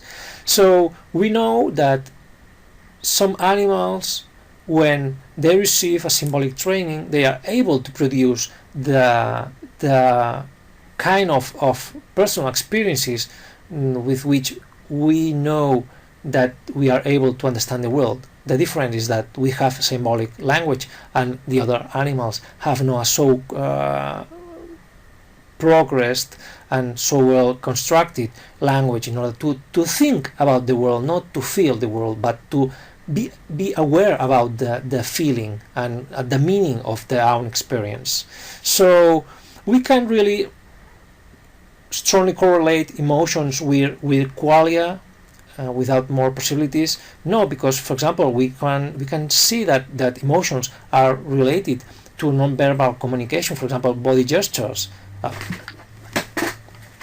these kind of things that express that you are really bored explaining this, and I can talk in this tone all the time, or I can talk in this way, and you can really feel that or I am full, or I am cheating you, or perhaps that the human expression process embraces a lot of kind of input data. We also interpret face expressions, we establish eye contact. It's not the same if I were talking to this camera, or all the course I was talking to the roof, or to, I don't know, to my toys, or to anything you are thinking about. There is also a question of proxemics of the language of a space. It's not the same I'm talking to you at that distance, or at this distance, or even at this distance, or hi, I'm feeling like a toddler animal trying to explain things. Or even to touch interaction. It's the same to touch somebody or not while you are explaining very serious things or very neutral things. At the same time, we can look at what is happening inside the brain, looking at the neural correlates while we are feeling something. But at the same time, above all the previous things, we have personal experiences of what is happening around us. For example, this is very important. This is a very specific place, a moment in which we need to explain very carefully what's happening when we go to the hospital. I don't know if you have seen this film, Big Hero 6, but it's very funny because the robot tries to understand how are you feeling about your internal experience of pain, and he always asks you, on a scale of 1 to 10, how would you rate your pain? And we in this moment have no any objective mechanism in order to understand which is the real pain that you are suffering inside your body. We need to ask to people what are they feeling. It's a personal feeling. There is not an objective way to quantify. We can obviously exist pain scales based on self-reports of observational and physiological data, and we have made also cross-cultural studies on how people feel pain. But the truth is that there is not an objective way to understand what are you feeling. That your feeling depends on several variables, not only on a real piece of data. Emotions are dynamic processes inside the body. So we can conclude saying that qualia exist, and they are the backbone of our meaningful existence. Qualia are really personal, but we can infer that other guys have them because we see that they react like we react in similar circumstances, or otherwise we should embrace the solipsism. We always and also know that the qualia are present into some symbolic trained chimps, and finally that despite of several clues, emotional experiences are very intimate and are really personal. Thank you so much, and hope to see you in the next session. Bye.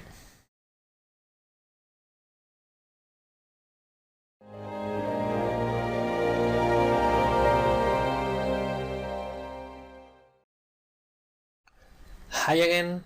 In this session, we'll try to understand the difference between conscious and unconscious emotions. Please don't try to kill me, at least until the end of this session, because I could understand that some of you can ask yourself whether I'm talking seriously or not, but or I am just talking about some verbal tricks, but not. I am really speaking seriously, because when we try at least to understand the brain, very recently some authors like Francis Crick and Christoph Koch talk about several layers of action inside our brains. For example, we know that exists something like they call zombie mode, in which the brain performs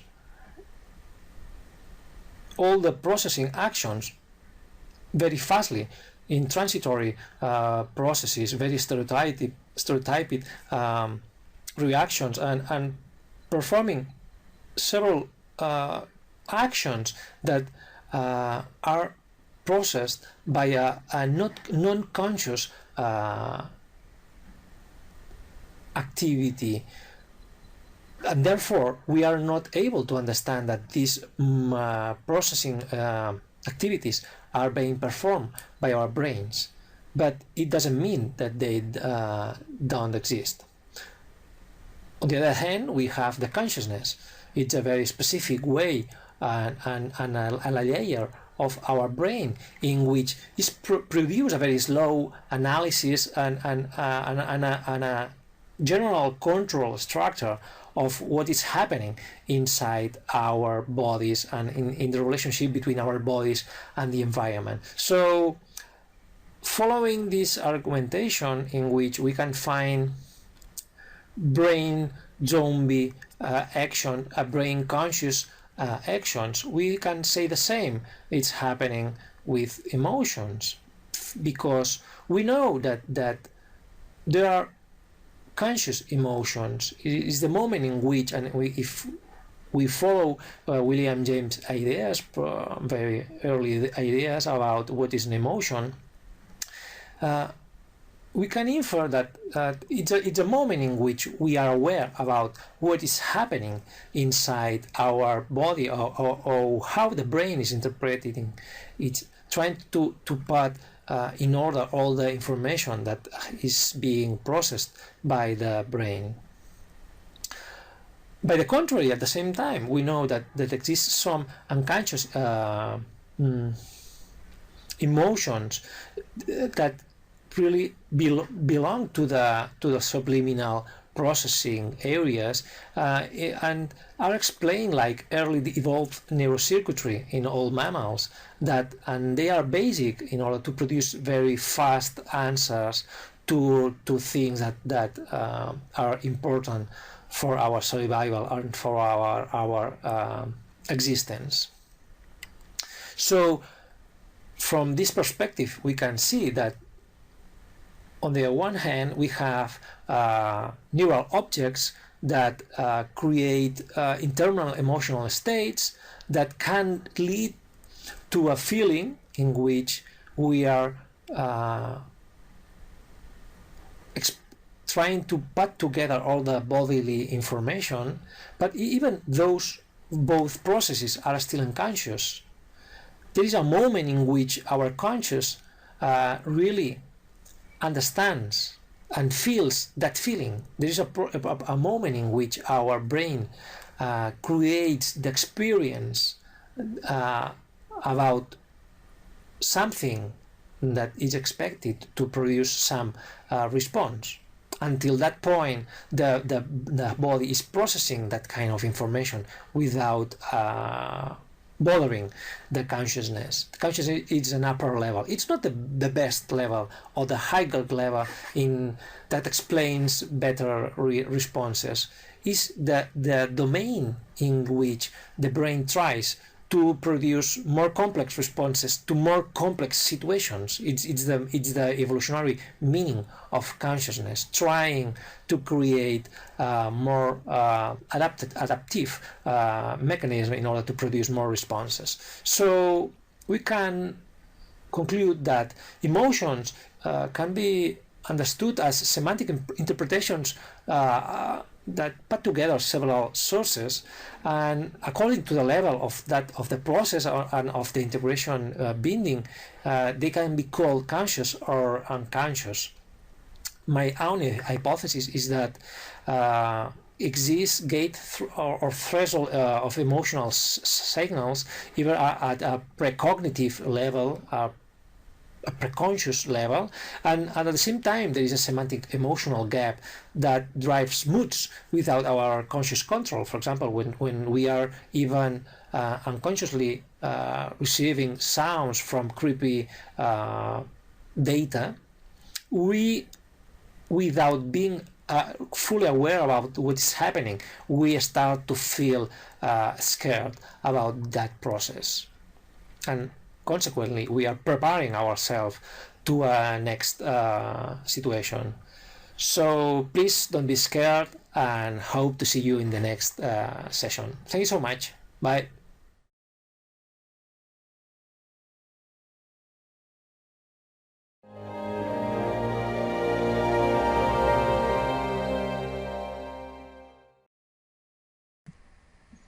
Yes, we are arriving to the last session of this week, in which we will talk about, well, me will talk about the difference and interesting analysis on ghost and chronic emotions. So, what is a ghost emotion? It's an emotion that is the processing of information without a real cause, without a real justification of its existence. It's an analogy I've created in order to explain emotions that happens without a real content, a real, at least bodily content that justifies the existence of these emotions.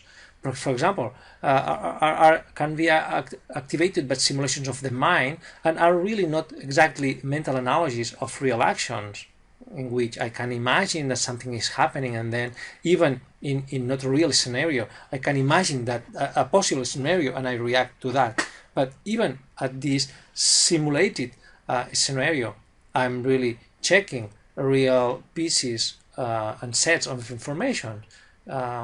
But I'm not talking about this. I'm talking about when an emotional disposition emerges without any related elicitor. So I can explain you this with very easy examples. For example, 3 cases when people is logging without real cause. Or, for example, when we are feeling unexpected and inadequate pleasant experiences. Or, for example, when somebody is crying pathologically.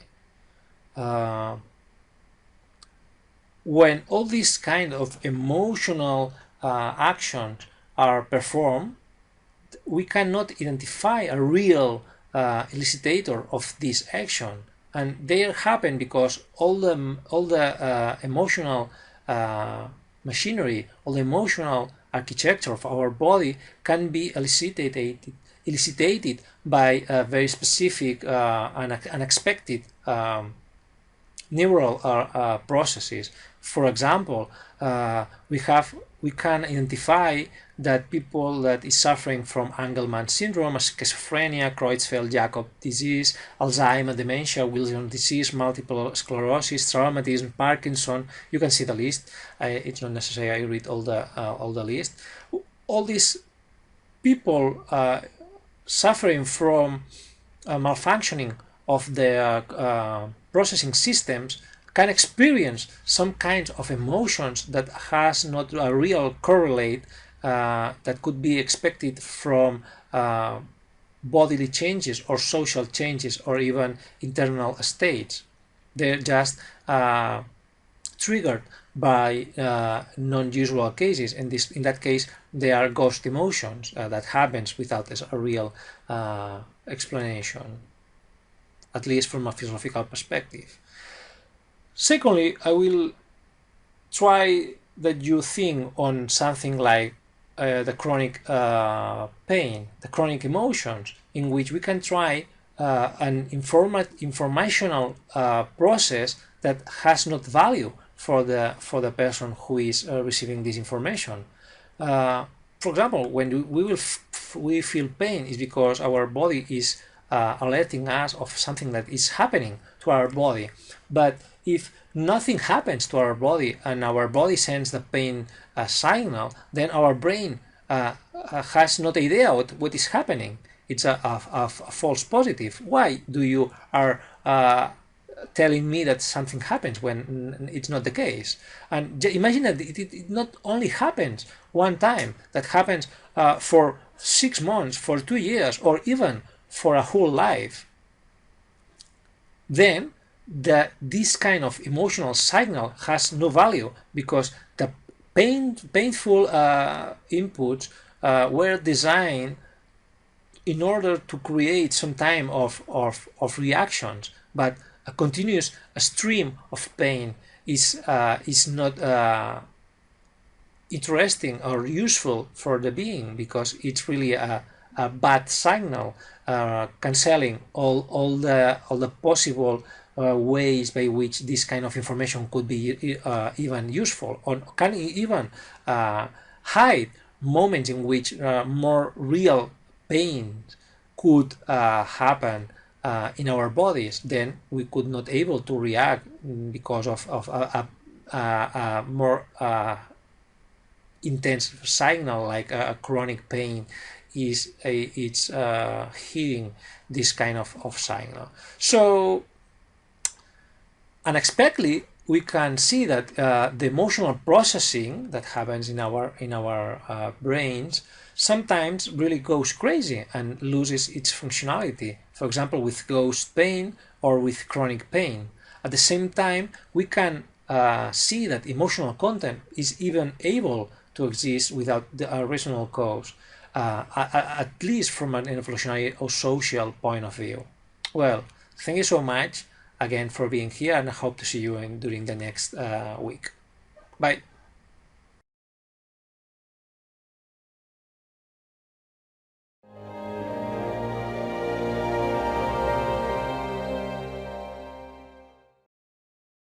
Hi, welcome again to this course. We will talk in this set of videos about a neuroanthropological approach to emotions and trying to understand the relationship between neurons and societies. And this next first session, we'll try to talk about unemotional neurons, but emotional brains. And I would like to give my thanks to Anja Stemme, with which I've been discussing several times about how neurons can create so very interesting patterns of activity, and even to create the emotional brain. So we can consider the brain as something really different from the basic bricks of its architecture, neurons, because we can really state that the whole is other than the sum of its parts. We can see that there are several living entities that live without neurons, for example sponges, or even live with various small brains or close brainy systems, like the roundworm worm, the C. elegans that has 302 neurons, and although we can see that the numbers increase, jellyfish 100, neurons is like 18,000, and arriving to the really those big numbers of human beings. These numbers don't explain how it's possible that neurons feel. So are we faced again to the qualia problem?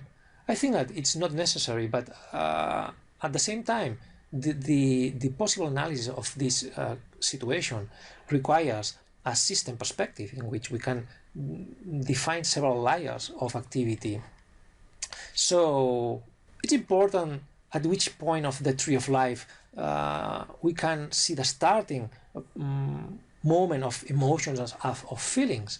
I think that this question can be answered with a new question, and it's necessary, no, at least for meaning, because the very important thing with emotional analysis is why and when they emerge in order to create new meaning, because at the end emotions are semantic ways to approach to reality.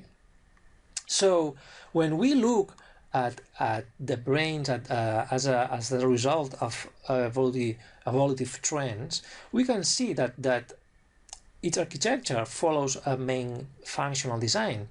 There are innate forces. We obviously are born like a blank slate or tabula rasa, but we are really pre-programmed in order to produce some specific responses to some specific inputs. At the same time, we are not all completely hardwired. We are able to learn, and we show long brain plasticity all throughout our life. At the same time, we are designed by natural evolution trying to solve some very general purpose and specialized situations that can happen at the same time. For example, we are really designing in order to solve motion processes and in order to use symbolic language. At the same time, our brains are really oriented towards social interaction and very intensive social interaction, something that Cosmides and Tooby have called behavioral phenotype. We are also designing to learn by imitative processes that have a neural correlate in our brains. We are also close and naturally bounded to reasoning strategies, and also we are also constrained by some content dependent situations or context in which we are constrained by the kind of reasoning that we are able to produce. For example, it produces cognitive biases. For example, cognitive biases can be found according to mood. How can we describe, for example, this glass or these glasses? It's a completely objective point of view in order to produce some kind of response. Well, we can use a very quantitative approach, but in our life we are not making a strong quantitative measurements of reality. We are qualitatively trying to understand what is happening in my window, in my room, at my university, with my family, with everything. We are not always trying to quantify or to parse any action in order to produce very detailed descriptions. So according to the mood, we can find that something has a specific flavor or a specific meaning, or another one. When we are sad, see the world with different eyes than those with which we have when we are really happy. And the reality is the same, but the reality is not reality. Reality is something. that we are processing according to our internal states.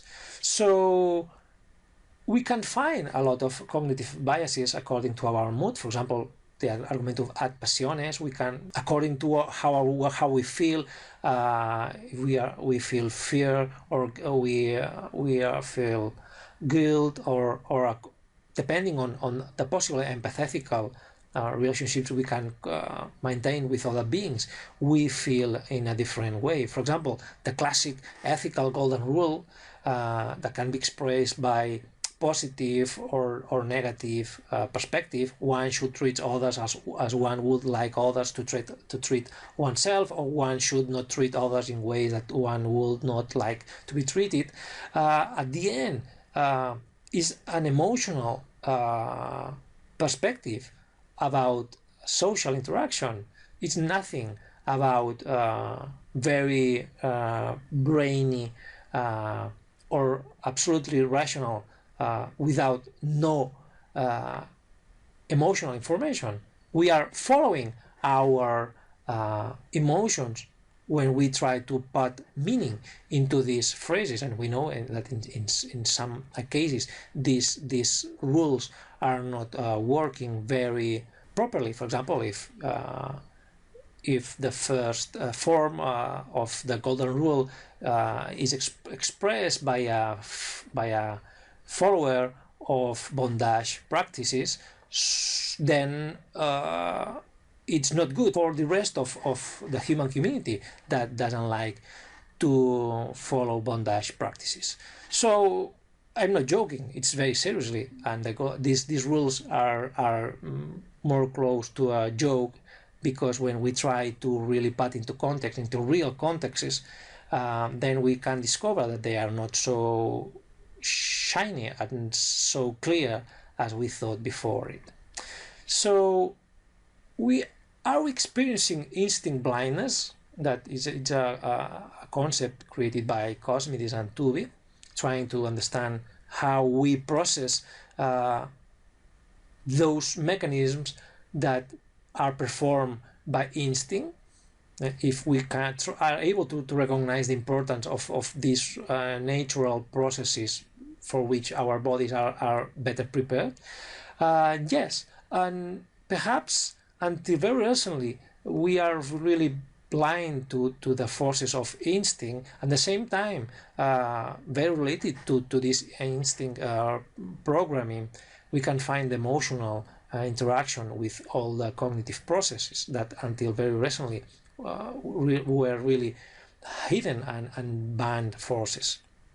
At the same time, we can constate that the mind is embodied and really determined by natural evolution, that has really making in the last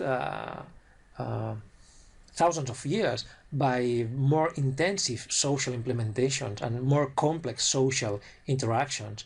And at the same time, we must forget, when we try to understand this process of the evolutionary relationship with our brain processing, the naturalistic fallacy that is a problem. It's not true that because something is natural or can be found at the more instinctive layer of our reaction skills, that we cannot infer that some reaction is the good one. For example, violent, sexist reactions or racist actions. It's very difficult first to make a real distinction between culture and nature, but at the same time, even in the case that we could demonstrate that some action is the result of the nature, our nature, not for this reason we should really accept that some finally actions are really normal, like for example war, or we can explain the violent nature of human beings, but we cannot justify the Holocaust. They are things completely different.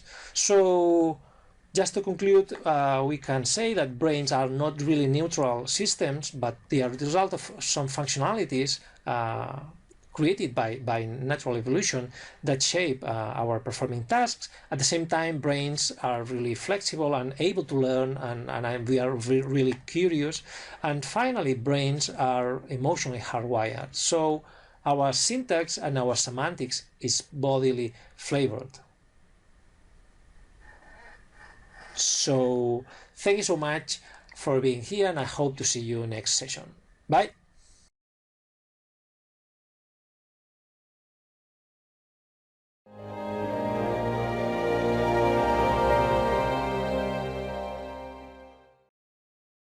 Hi again. We'll try to talk in this session about emotions without brains, which is the relationship between emotions and brains. So we can think even a more curious perspective. Do can exist humans without brains? I still remember how the amazing of my response when I first read that paper from written by John Lorber in 1980 and published by Science Journal, that it was titled "Is Your Brain Really Necessary?" It was explained a very curious thing, that he found a university student who has an intellectual coefficient of 126 and has obtained a first-class honors degree in mathematics, but he had first a slightly larger head size than other guys of his class, but when he made a brain scan of him, he found that his brain was really smaller and very smaller than the other brains. And in fact, his cranium was filled mainly with cerebrospinal fluid.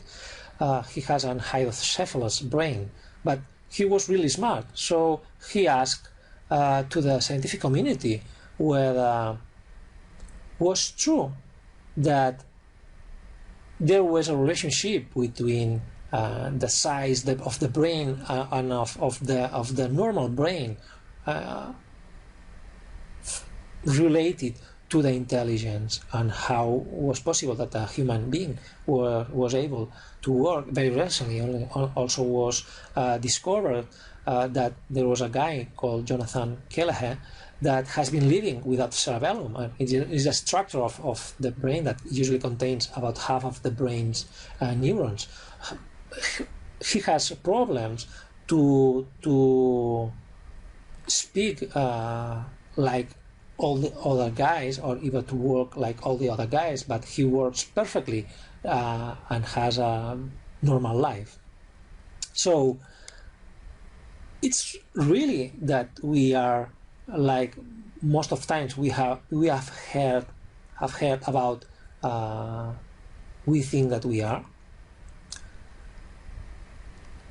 Really, we can think about the existence of emotions without the existence of brains. Yes, we have seen in previous sessions about the existence of proto-emotions, and even we can see that, and if this is a hypothesis of an expert called Zajong in 1980, who argued that affective judgments can be fairly independent of and precede in time the source of perceptual and cognitive operations commonly assumed to be the basis of these affective judgments. So we can think on affective processes that are performed even before the processing of the high level of conscious processes in our brains. Well, at the same time, we can ask ourselves, can exist feelings without brains? Surely not, because feeling requires from a identification about the internal state. And this is a very complex process that we think that it's not possible to obtain without a brain. But can exist brain without emotions? Surely, because, for example, you can see here, we know that there are people without emotions. We also have seen in previous sessions of our course. They have survival and health problems. At the same time, they can find really big problems when we try to maintain social relationships, and they also are faced to really serious ethical and law conflicts. And perhaps this emotional detachment can be involuntary and related to biological situations. For example, in the case of psychopaths, who are not able to understand some special kinds of emotional processes, and then are not able to perform a normal activity with other human beings, at least in very specific scenarios. But there are also voluntary detachment of the emotions. For example, in war scenarios, I can recommend you a very, very nice book written by Nigel and Velza called Soldiers, German Pose on Fighting, Killing and Dying, in which they explain with a really deep analysis of historical recordings of German prisoners about how they felt once they were captured, and how they express their relationship with other guys, with deaths, with killings, processes, or at several historical steps of the war. And it's very interesting because we can see that we are able to use specific forms of language to minimize or to remark some emotional relationship with things, for example, with victims. Or we can decide that the victim is not a subject instead of an object, and then it's much easier to kill that person. And we can even feel that by cultural pressure that we have the right to make something to that person. Or perhaps, and this is very, very important, the contextual violence, how everybody is killing, then it's normal to kill, so I have no moral constraints in order to kill more people because I'm not at home. And perhaps this explains why normal people make normal things in war scenarios. I'm not saying that we can justify their actions. I say that we need to understand that what happened in really critical scenarios is the result of critical constraints and critical situations. And we are always dealing with specific emotions that make possible some specific kind of reactions. So we can find several action correlations between brains and emotions, but at the same time we can see that they are not following really deterministic processes. For example, very recently there was a neuroscientist called James Fallon who was making a neuroscientific study on psychopaths, and he discovered that the brain patterns that were exhibited by psychopaths were very similar to his own brain patterns, and he discovered that his brain fitted the profile of a psychopath. But he is a doctor; it's not a psychopath. Perhaps somebody can think that it's the same, but it's not the same. And he is not killing people just because he has a correlate into his brain structure that could explain some kind of action. You are not really deterministically programmed to make directly things. You can choose according to your education, to your status, to your several kind of variables. At the same time, emotions and cognition are strongly related, and we can consider specific scenarios when can exist without the normal mixed activity. And finally, we can see that emotions can be modulated, reinforced, suppressed by several kind of activities, by chemical mechanisms, by cultural training, by several kind of possible options. Well, thank you so much. Hope to see you next session. Bye.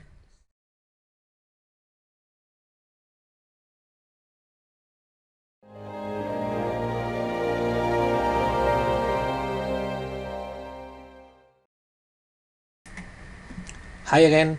Today we will talk about the relationship between emotions, empathy and ethics, and we will talk about some neuroethical challenges as the result of this kind of analysis. I will try to explain you how we take decisions.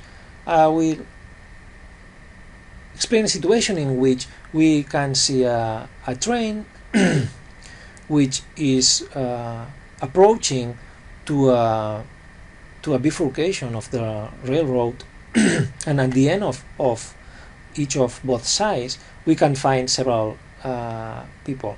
In one direction, the train will kill one guy. It's a very nice guy,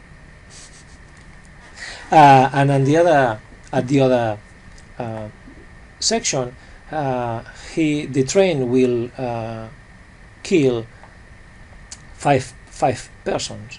So if you were forced to decide at the cross which direction must follow the train, you surely will try to choose the one that could minimize the number of deaths. If you need to compare one versus 5 deaths, then you surely were close to decide to kill one person. You must decide, but because otherwise the train will kill surely 5 persons. Well, this is easy, but I can explain you a second situation in which the train is again approaching, and if the train reach the end of the railroad, will kill 6 people. We are at the top of a bridge, and we know that if we push a very fat avatar towards the train, the body will stop the train.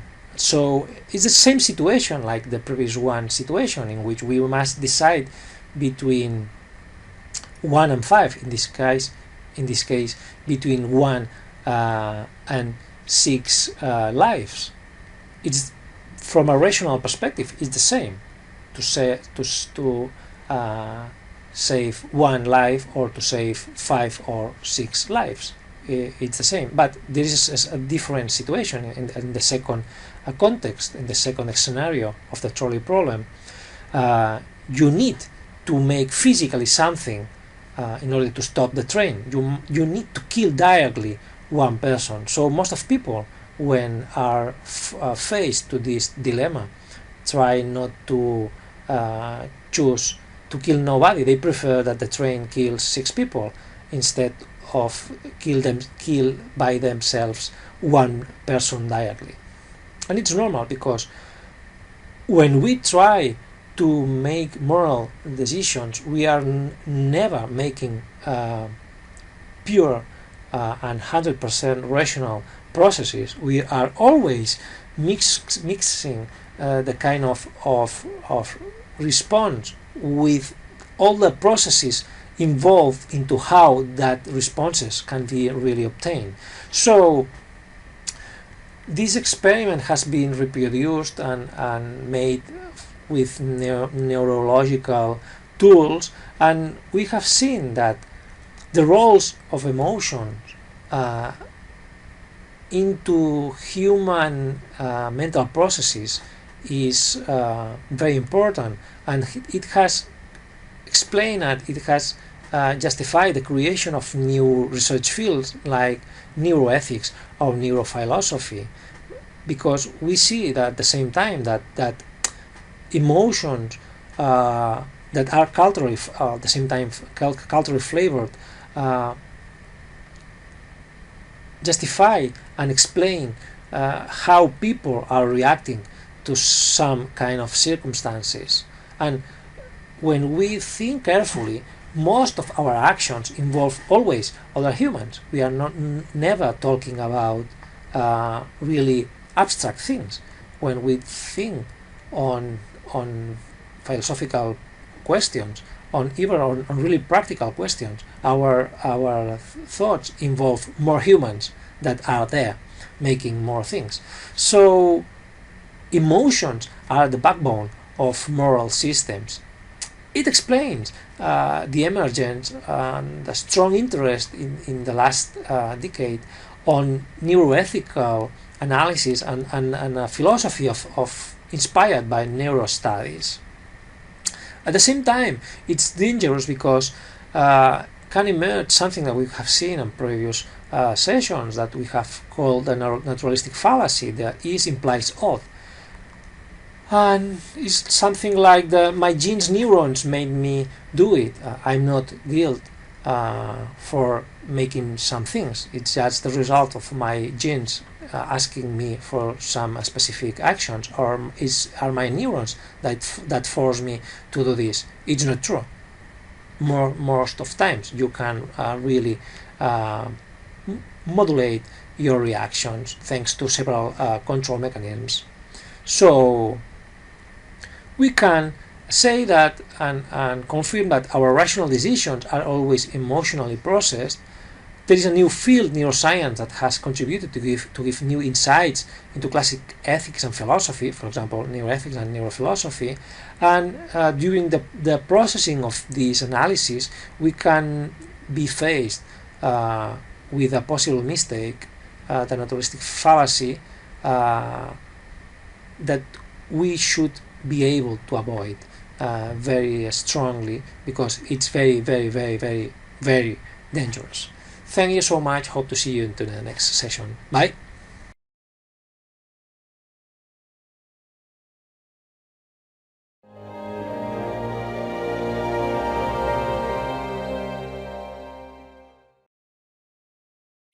Hi, welcome to the fourth session of this week. We'll talk about the moral control of the emotional mind. Let me explain you something that happened in Paris in the 7th January of 1938. That day, Samuel Beckett, who lived in Paris since 1937, was walking on the street with some friends when he was attacked with a knife. He was really heavily injured. He was really close to death. And he was so impressed that he visited his assailant to jail, and he demanded to know why he had attacked him. And he was really astonished when he received the reply. The reply was, "Je ne sais pas, monsieur." I don't know why, sir. He was so impressed that for nothing he could be nothing at that point. For no reason he could be dead. So he thought really and very intensively about the absurdity of life. Because this is the pattern of our brains. We are emotional brains, and we try to find emotional meanings when we look to the world. For example, the necessity of order, of to be under control, to understand things. It can easily be understood when we think on how intensively we are shocked by, for example, natural disasters, tsunamis, earthquakes, unexpected death and illnesses of some very close to us. And we think, whoa, but he was very young, but he really was healthy, or he was, I don't know, there are plenty of reasons. Or, for example, when an unexpected accident or on some really severe injury can affect us or to somebody that we love. For example, during the Lisbon earthquake of 1st November of 1855, that earthquake almost destroyed the city of Lisbon. It's estimated that between 60,000 and 100,000 of citizens died those days. It was a huge amount of people and a high percentage of the citizens of Lisbon. Then it produced a very intense debate about the God's will. Why God should be interested on killing so many people, and what can we do in order to prevent this, and are we guilty about the causes of this process? It even produced a very nice book of Voltaire called Candide, in which he argued against Leibniz and the notion that this world was the better world that God was able to create. And Voltaire was really funny writing against this process. But anyhow, we need to understand why things happen. This is the reason of the existence of myths, of rituals. We are looking about to finding a comfortable sphere. Even when we talk about very smart brains and the greatest minds of the ancient philosophy, all them were horrified with the nonsense. For example, the classic horror vacui, the fear of emptiness of ancient Greek philosophers.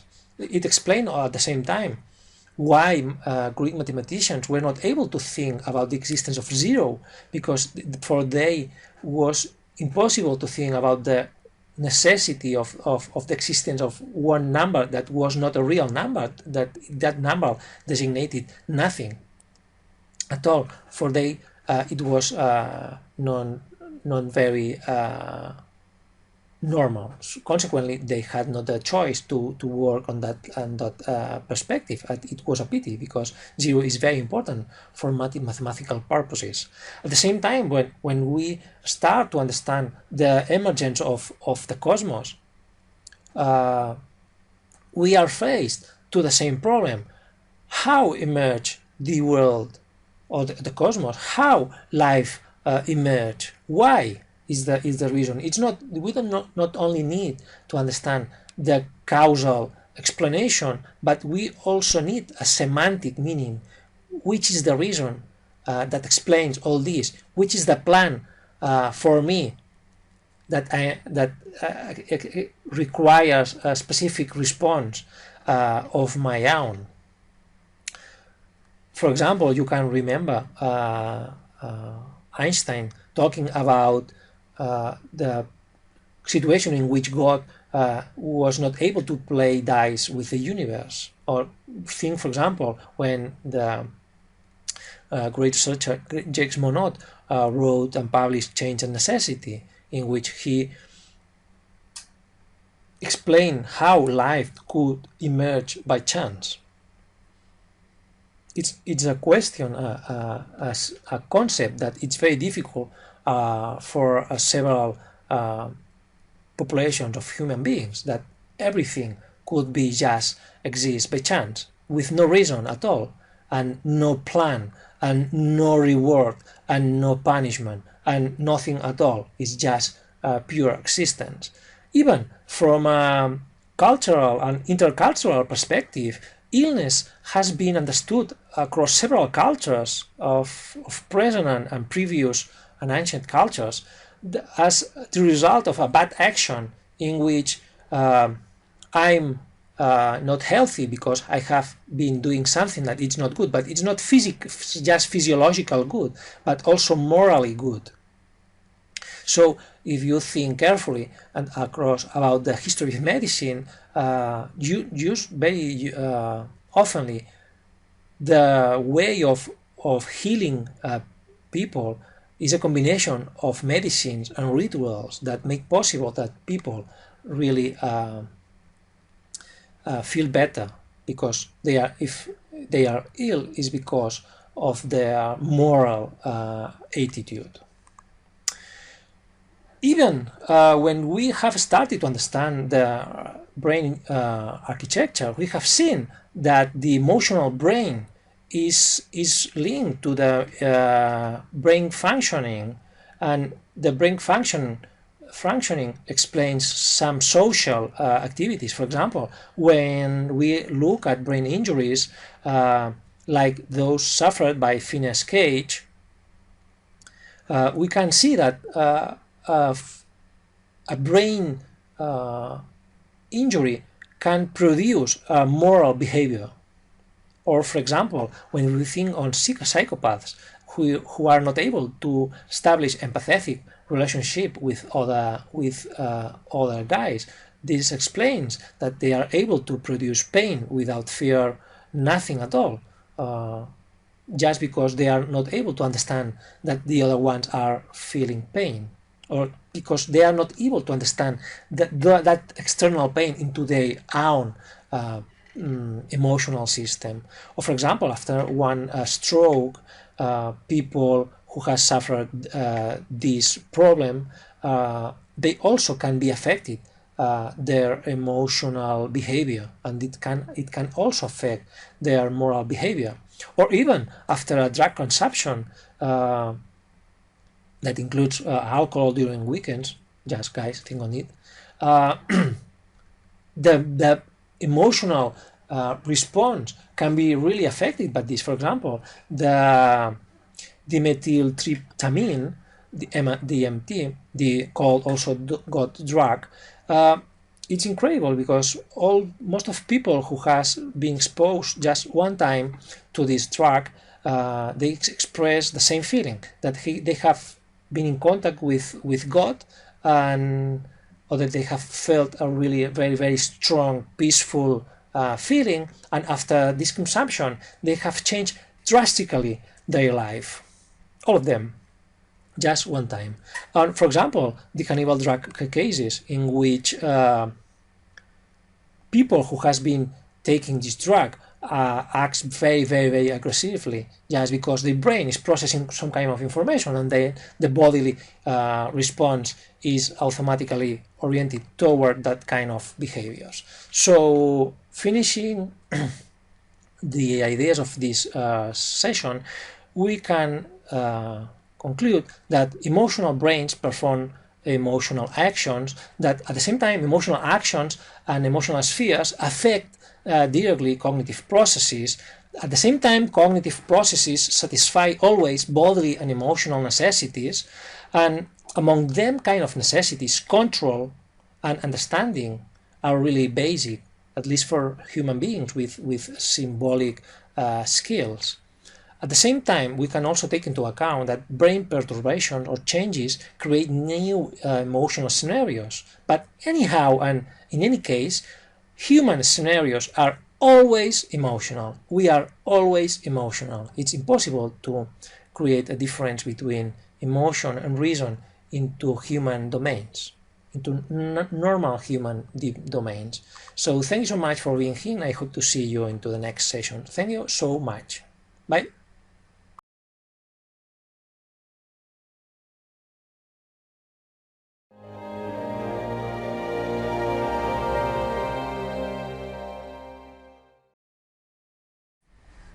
Hi, welcome again to this last session of this set of analysis on the relationship between neurons, brains, and societies, and we'll talk today about the social management of emotions.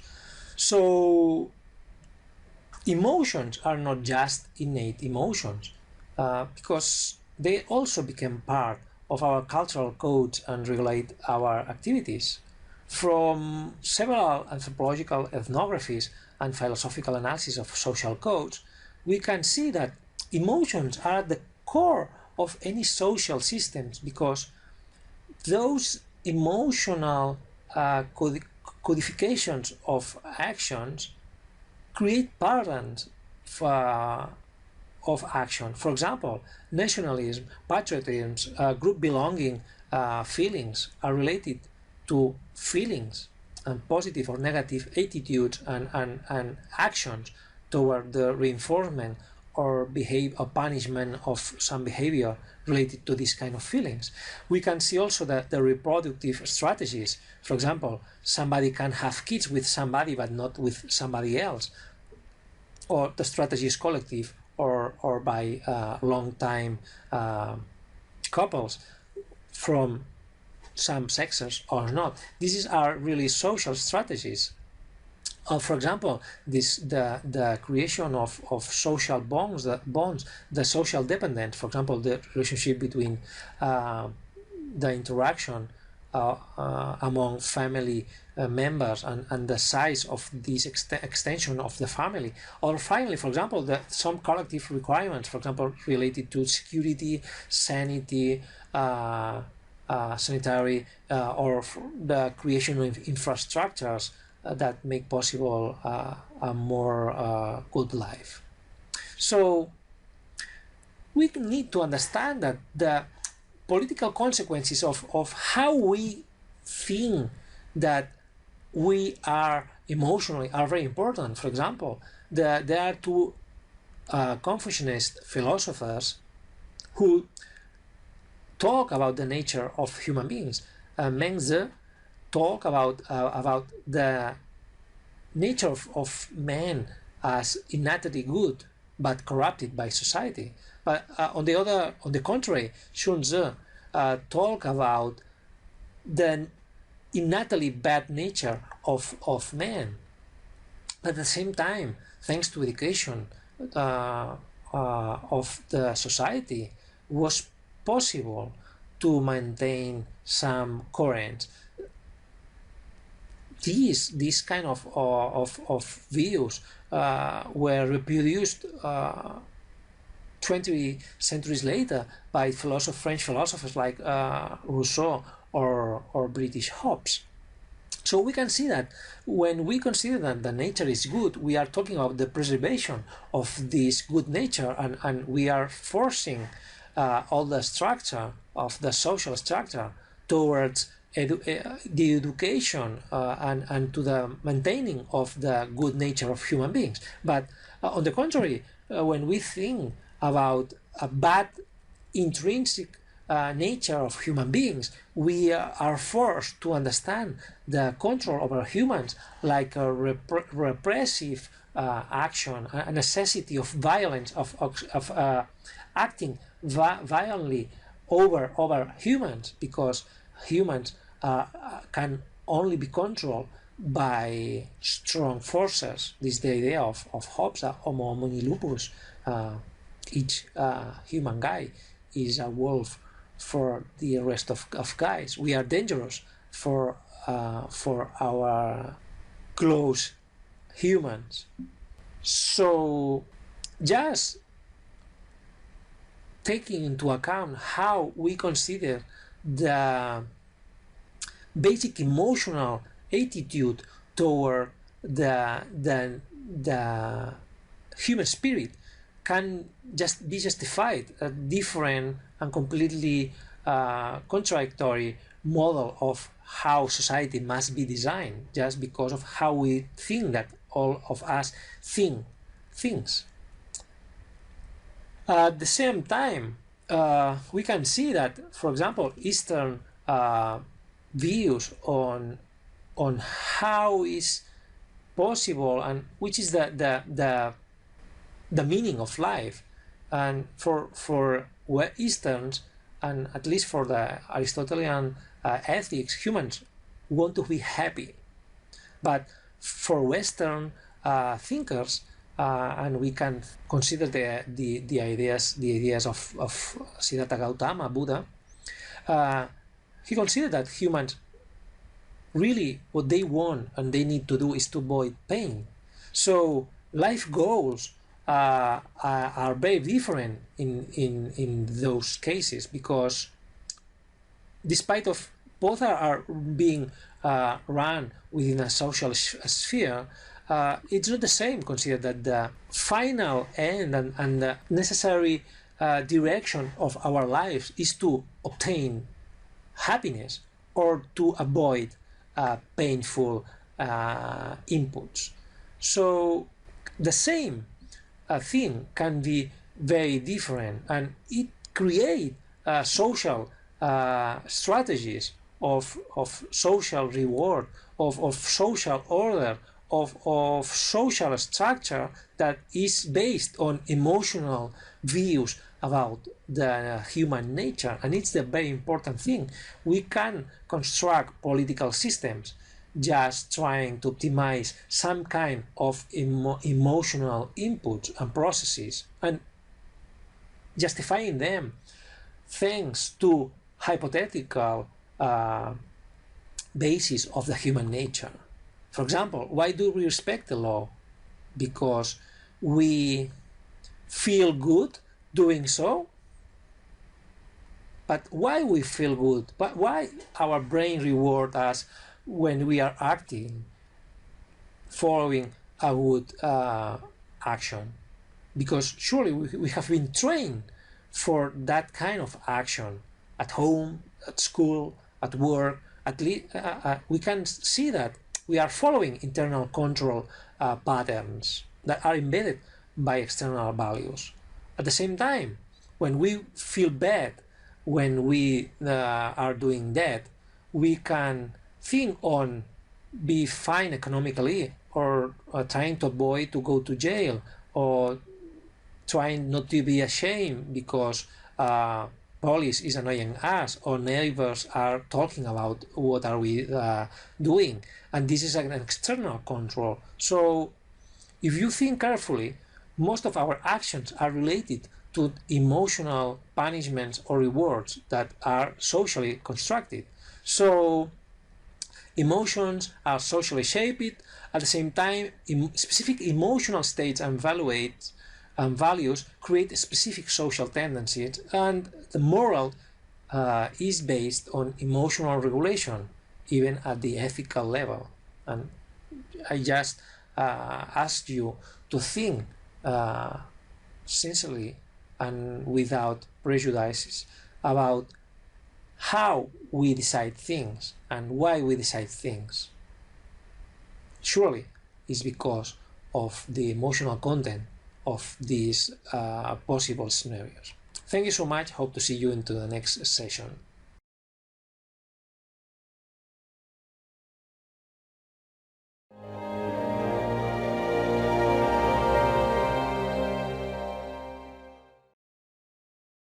Hi, welcome again. In this set of sessions, we will try to explain the several and diverse philosophies on emotions. And in this initial session, we will try to explain the classic debates among Western thinkers. So, come on. Hi. Even before to talk about difference between Western and Eastern views on philosophical aspects of emotions, we'll need to explain one basic thing: the attitude towards cognition and emotions that have been implemented in most Eastern philosophies or Western philosophies, and even taking into account that there are very specific authors that are not inside this view in both sides, we can justify and explain that for Eastern philosophers, cognition is a bad or a not possible thing to be accomplished, and emotions are also a bad thing for the human being. On the contrary, for Western philosophers, cognition is a good process when we try to achieve knowledge, but on the other side, emotions are bad things that are noisy for our cognitive processes. So, in a nutshell, we can state that for Eastern philosophies, cognitive and emotional processes are bad, and for Western philosophies, cognitive processes are good, but emotions are bad. So we now will look at the Western philosophy And we can start with the most important thinker of the ancient times, that it was Aristotle. He talked about emotions, and he used a specific word, pathos, to talk about emotions as a passive states. He makes several lists on the number of emotions that can be ranged between 11 and 14 emotions.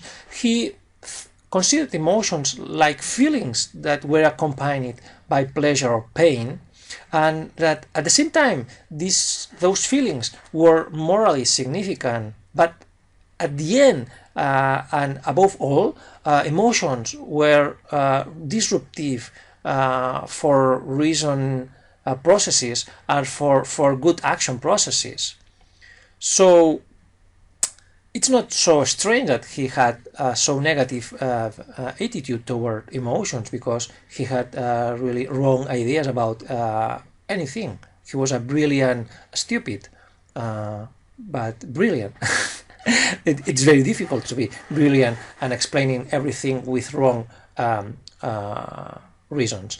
So just take into account that Aristotle talked about the place of the cognitive processes was the heart, and the brain. The main function was to cool all the hot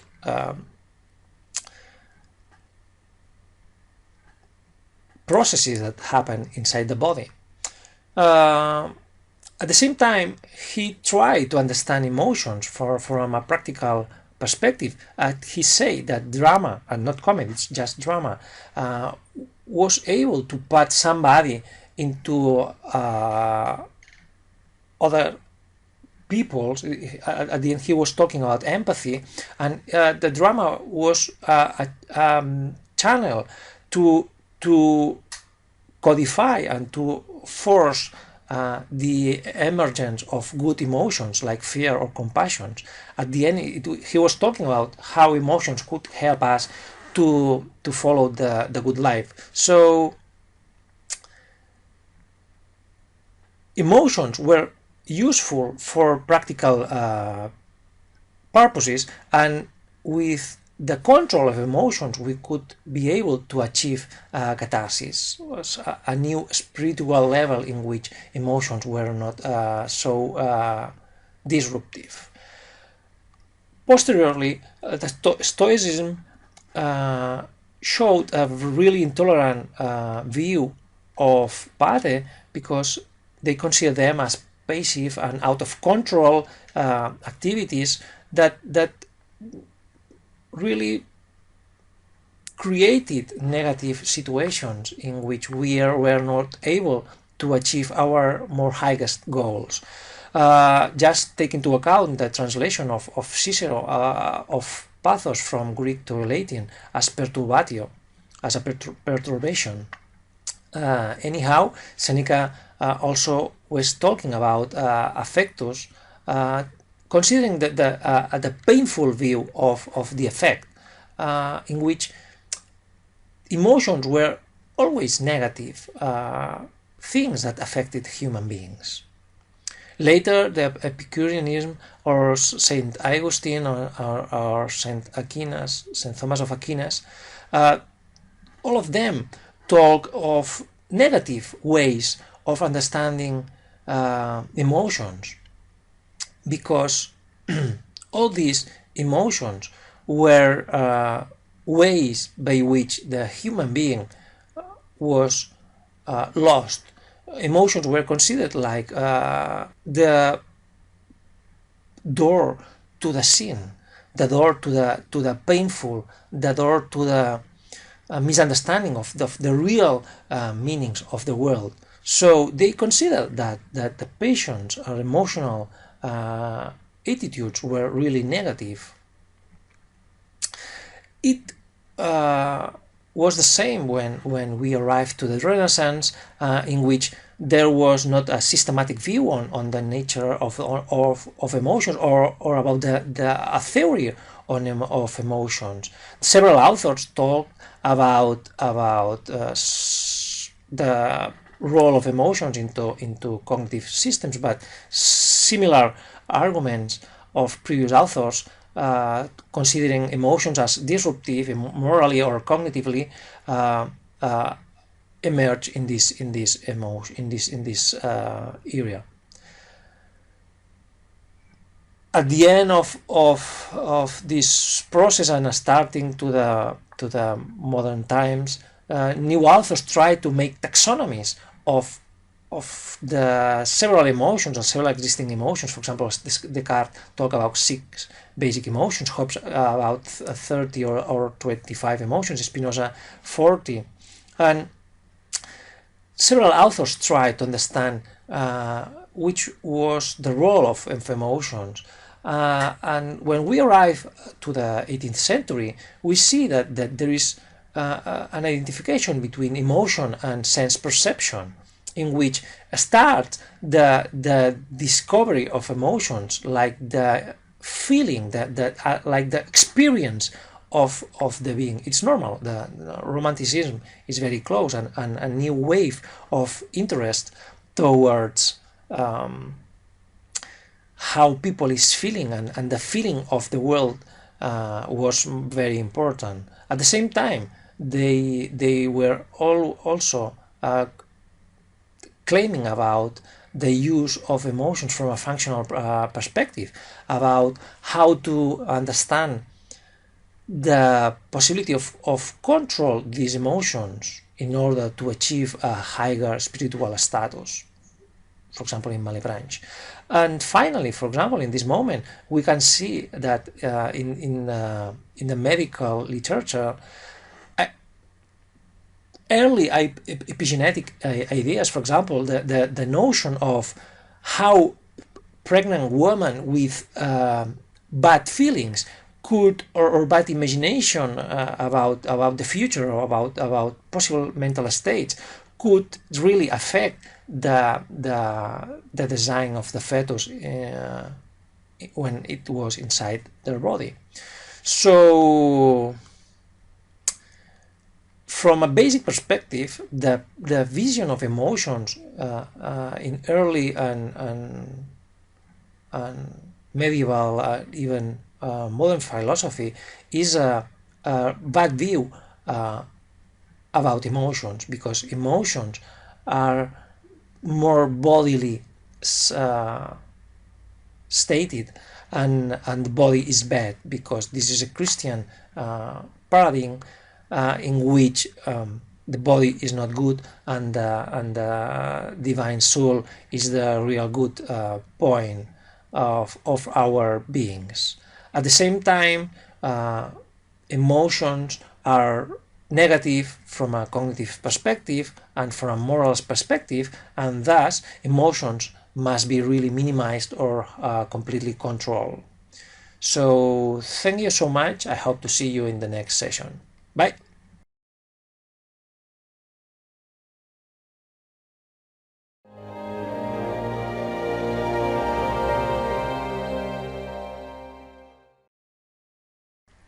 Hi, welcome again. In this session, we'll try to talk about the Eastern debate on the nature of emotions. So, we'll talk about several traditions from India, from China, and from the influence from China to Korea and to Japan inside Buddhism and Confucianism, and even on Taoism. But we have no time to talk about all these schools of thinking, just about main ideas. So when we try to talk about the notion of emotions inside, for example, in Indian philosophy that embraces Vedic, Brahmanic, or Hinduist periods, we see that a very interesting thing. There is no word for emotion in Sanskrit, the classic language of these thinkers, but they talk about Vedana as can be translated or as a feeling, or Bhava also as feeling.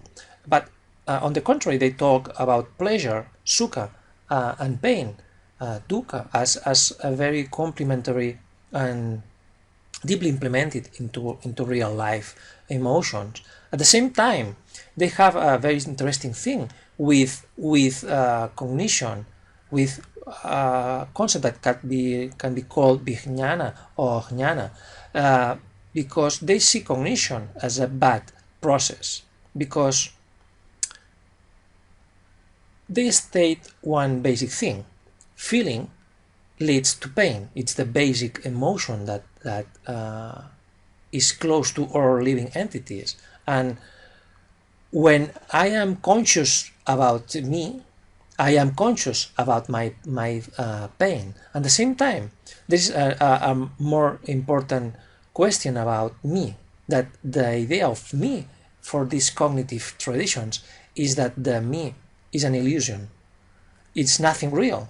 Me is it's the result of a dream of a dream of a God that it's dreaming something, but it's not real. So for this tradition, cognition and emotion are illusions. Anyhow, we can see that there are several studies in which they try to understand more deeply and with more detail what are emotions. For example, there is a text called Natya Sastra, wrote in the 2nd century before Christus, that is a Senex art manual in which they tried to understand several kinds of emotions and how could be those emotions be modeled in order to be applied to artistic practices. They created a very, very interesting typology of the emotions, making a list of 48 emotions. It's incredible, very precise text.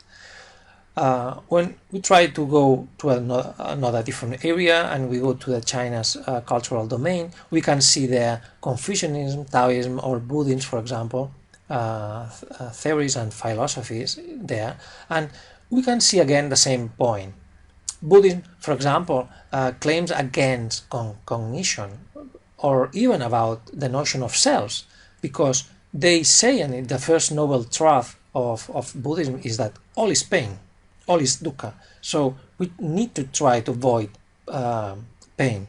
You can think on how differently is understood the meaning of life for Buddhist or for a follower of Aristotle, of Aristotle ethics, in which for Western thinkers the goal of life is to be happy, is the consecution of happiness. But on the contrary, for Eastern philosophies, most of the time the notion is to avoid pain. So at the same time that they justified the existence of pain as a first noble truth, they talk about a different emotion, about the empathy. It's very important for Buddhist practitioners and followers, the notion of universal compassion, the existence of the divine nature everywhere, and the necessity of being in touch with this divine spirit everywhere. They also listed several possible feelings like pleasant, painful, neutral, or happy mood or unhappy mood. You can see here. But anyhow, what is more important is that this kind of universal empathy toward nature and the belief into the spirit nature of the divine spirit among all entities explains things like this. You can see here this book, The Buddha and the Robot, written by a very important Japanese engineer called Masahiro Mori.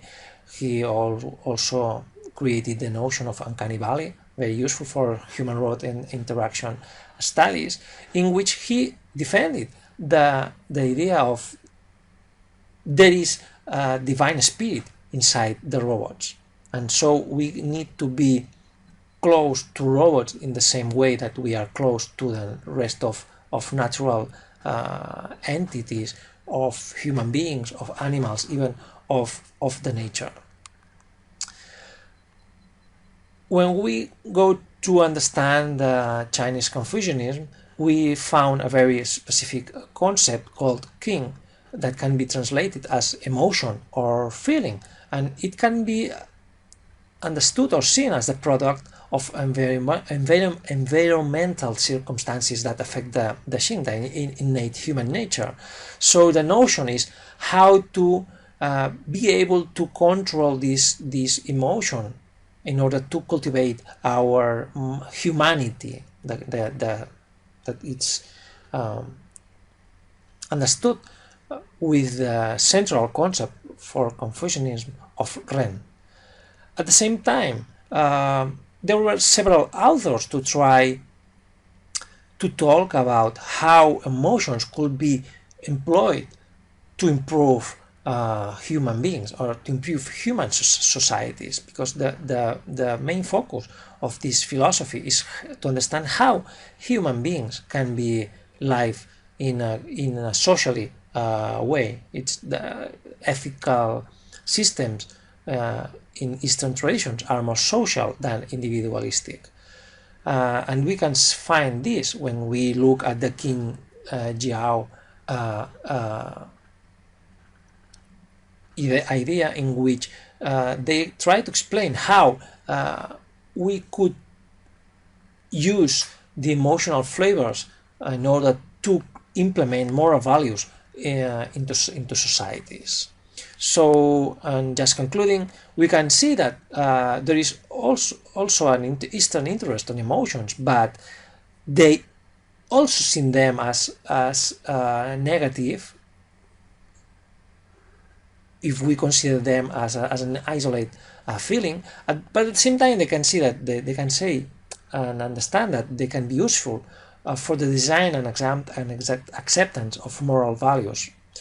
Finally, they consider from a very cultural laden view that the emotion that is dominant among humans is pain. It's a starting point, very important to understand, in order to understand how these philosophies try to justify the meaning of life and the social meaning of achieving that goal that can be to be good humans and not be really happy are very different things. Well, thank you so much again. I hope to see you into the next session.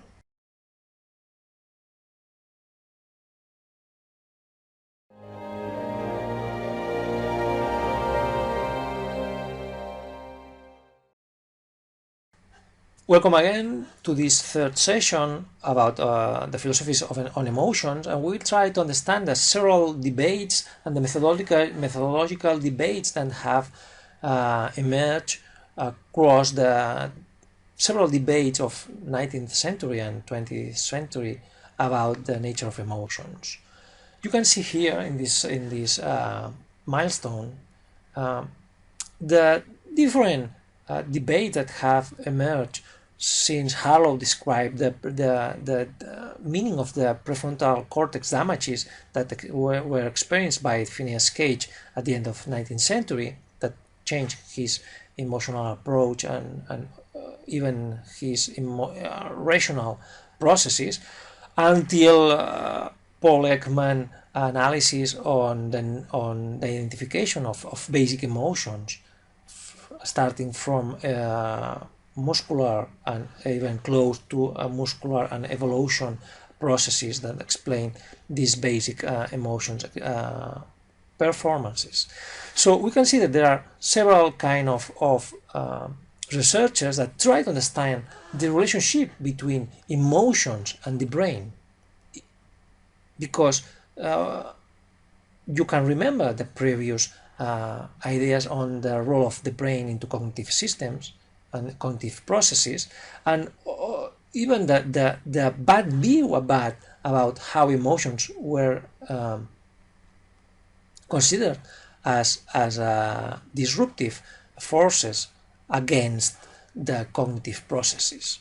So when we arrive to the modern debate on the nature of emotions, we are always on a very conflictive situation in which we can never know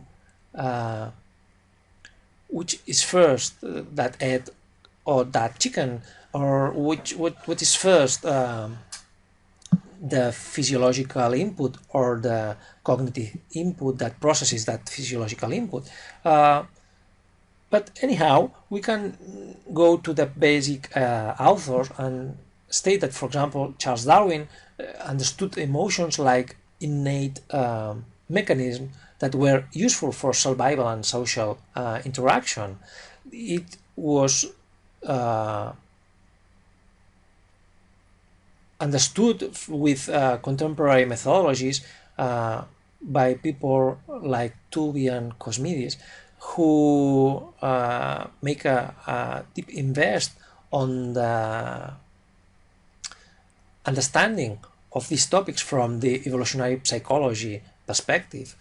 At the same time, we can see other theories like James Lange theory about the relationship between physiological and bodily inputs that created then emotional states. So we can see first the body interaction, and secondly the emotional interaction that tries to put meaning to that body effect. On the other side, we can see people like Canon Barth, who try to explain the physiological changes and subjective feelings of emotions as a response to a stimulus, and both things were separate and independent. So arousal could not really occur before the emotion. We can see also the theories of Schachter and Singer, who told about the two-factor theory that embraces the notions of physiological arousal and cognitive levels.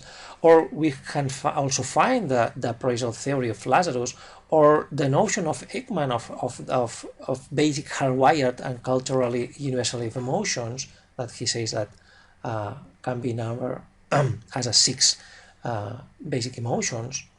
But anyhow, we can see that inside the mammalian brain, we are processing emotional input in a very interactive process. Previously to this moment, and at the beginning of the first brain theories about the role of emotions, we thought that some bodily inputs were processed emotionally, and then some of them arrived to the high levels of the brain, and that high cognitive level tried to found solutions to those inputs. But the truth is that there is never so hierarchical process. The centers of emotional or more emotional processes that can be found at the amygdala, at the same time are always working with several areas of the brain in a very parallel process, not sequential, but parallel process in which decisions and information processes are produced.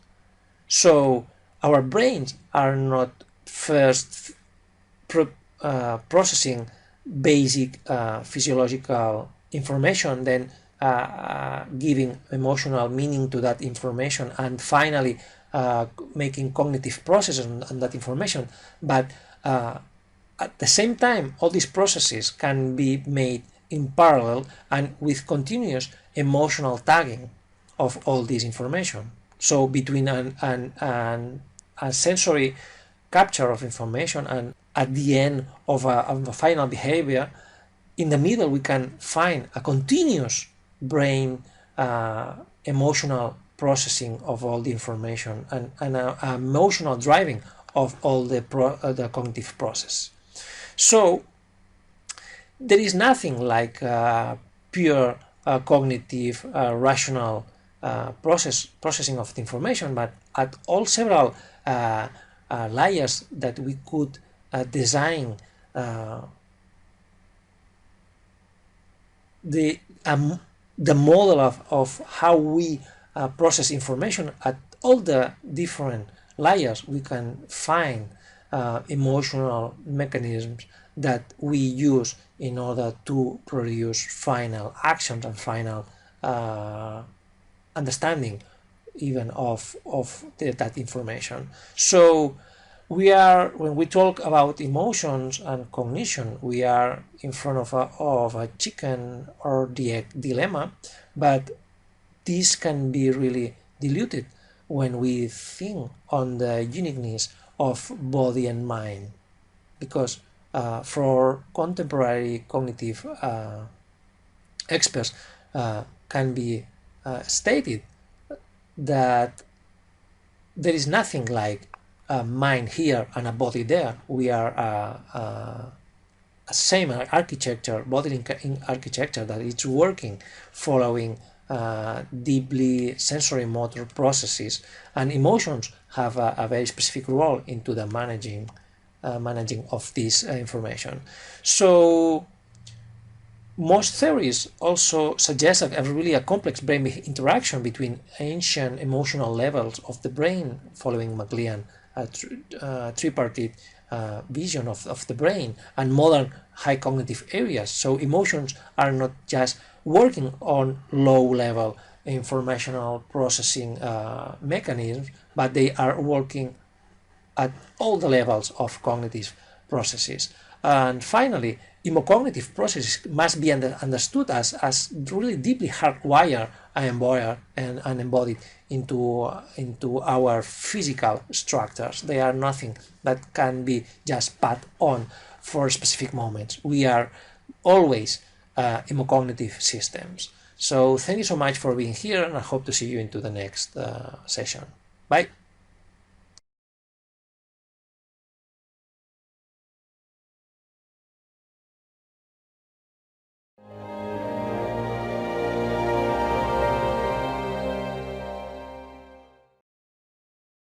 Hi, welcome again.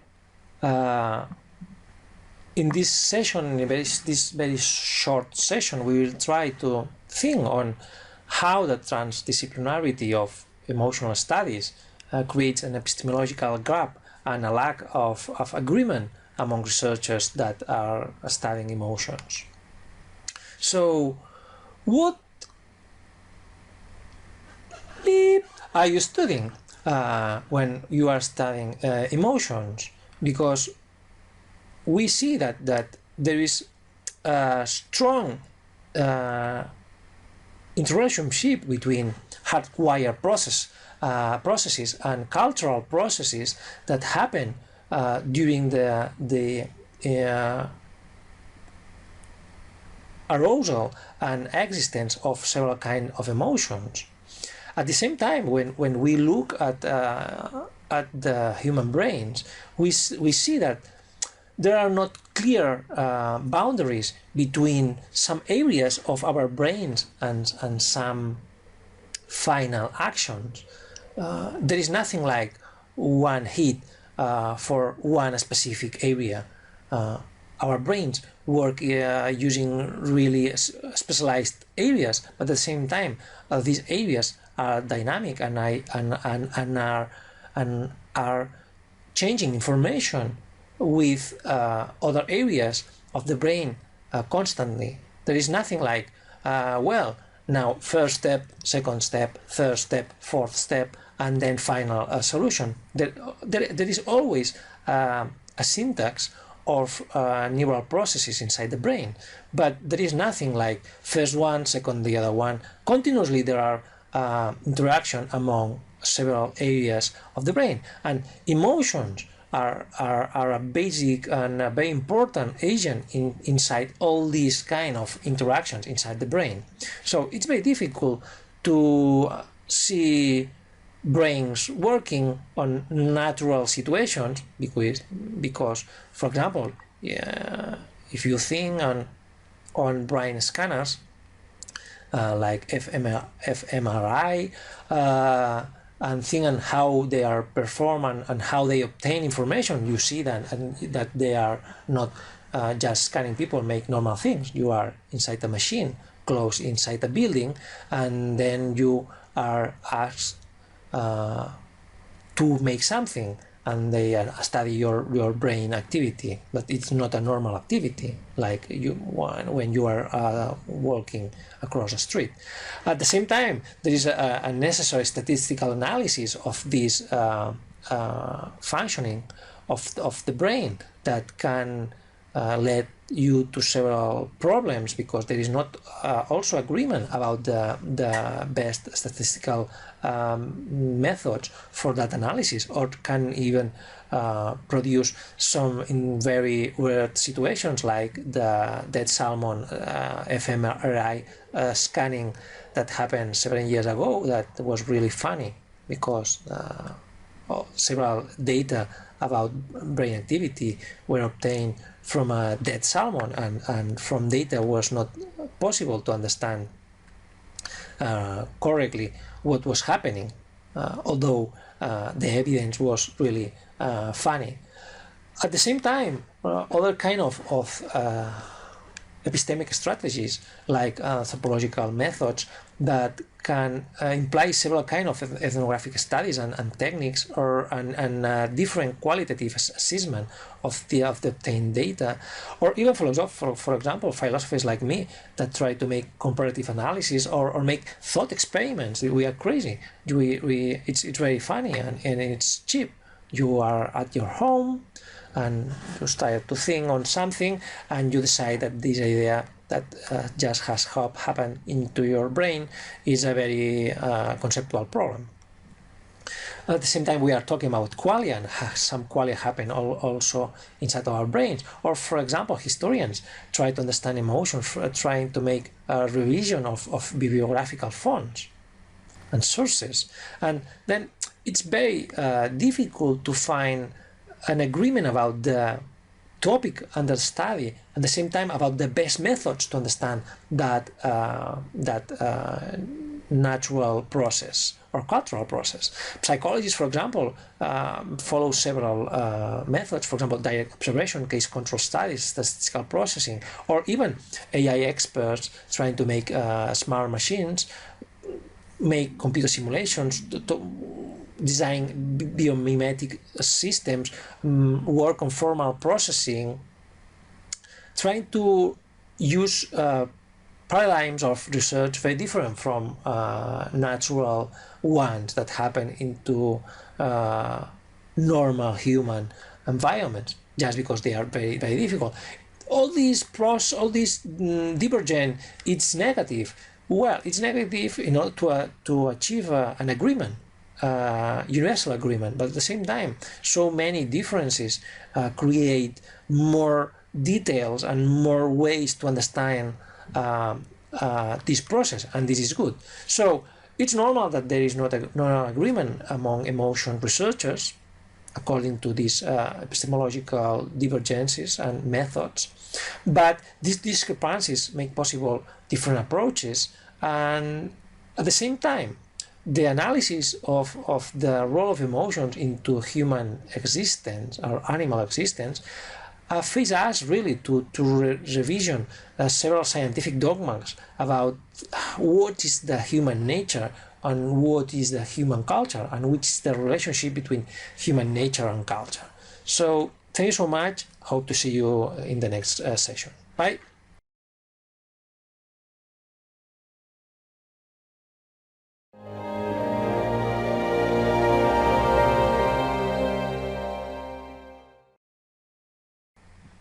Hi again. Today we will look at how Damasius' ideas were really useful, trying to make a deep critiques to the classic Western tradition on the role of emotions into cognitive processes. So if we try to understand what was for people who were living in the 90s, hope that most of you, or perhaps not, the publication of that book of that neurologist called Antonio Damasio in 1994 he wrote a book called Descartes' Error, in which he tried to show that the classic view of Descartes on what was the rational nature of human beings was nothing really split from emotional forces. So that classic the difference between the res cogitans, the mind, and the res extensa, the body, was nothing real, because for normal guys and for all people there is a deeply interaction between brain and body, and not also between brain and body, but inside the brain there is no difference between cognitive processes for rational purposes and emotional processes for any kind of activity inside the brain. So when we look at the role of the emotion, and we are still following another book of Antonio Damasio, published in 1999, called The Feeling of What Happens, we can see that emotions are at several layers of human activity, from basic life regulation, creating, for example, stereotyped patterns of response, or metabolic regulation, reflexes, biological machinery, from these to more complex patterns of response called emotions, or even at the moment in which those emotions can be understood as own emotions that create feelings, and how across this process emerge something very important, that it's called consciousness, something that we experience each day, and something that make us to think that we are special and different to other beings, and we are feeling that we are living in this moment, make possible the emergence of a more complex way to deal with information, that make possible to create new strategies to process information and to share this information culturally, that make possible high cultural tools to process information. So emotions are existent and have a very big role into all these areas, in all these layers of understanding of human processing into daily activity. So are we entering into a new emo paradigm? Well, the truth is that there are several emotional studies today from several disciplines, and perhaps we are now facing a new problem, emo tsunami of data on emotions, and we need to gather all this information and try to put into a main model that could make possible the understanding of this information, for example, from anthropology studies and sociology, psychology, philosophy, neurology, affective computing. There are a lot of ways of approaching to the emotional events. Even self-help books talk about the role of emotions into the daily lives, and even at working domains or working areas. Just an example, for example, I created the first international journal on synthetic emotions in 2010. Or I, for example, have written or edited several books on how machines could implement artificial emotions into their architectures, just to make easier the interaction between humans and machines, or even for those machines to be smarter or to be able to create more complex patterns. So in this historical moment, emotional studies really have reached a new status and a bigger, and have received a bigger interest than in any other moment of the history of researchers.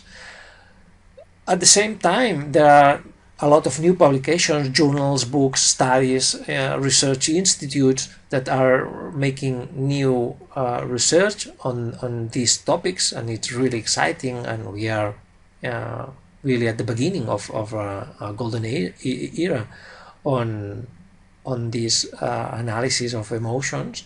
And at the same time, we need to take into account that the studies of emotions not just include human and other classic biological systems emerged by evolution, but also artificial systems that we which try to understand into the next section of this course.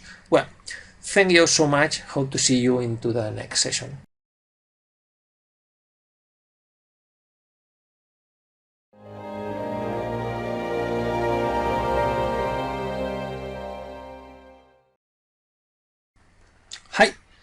Hi, welcome again. We are starting today the last set of sessions of this course, in which we will try to understand what is happening during the 21st century on the study of emotions and how these studies are really being implemented into computers and robots. Today we will talk about neural nets.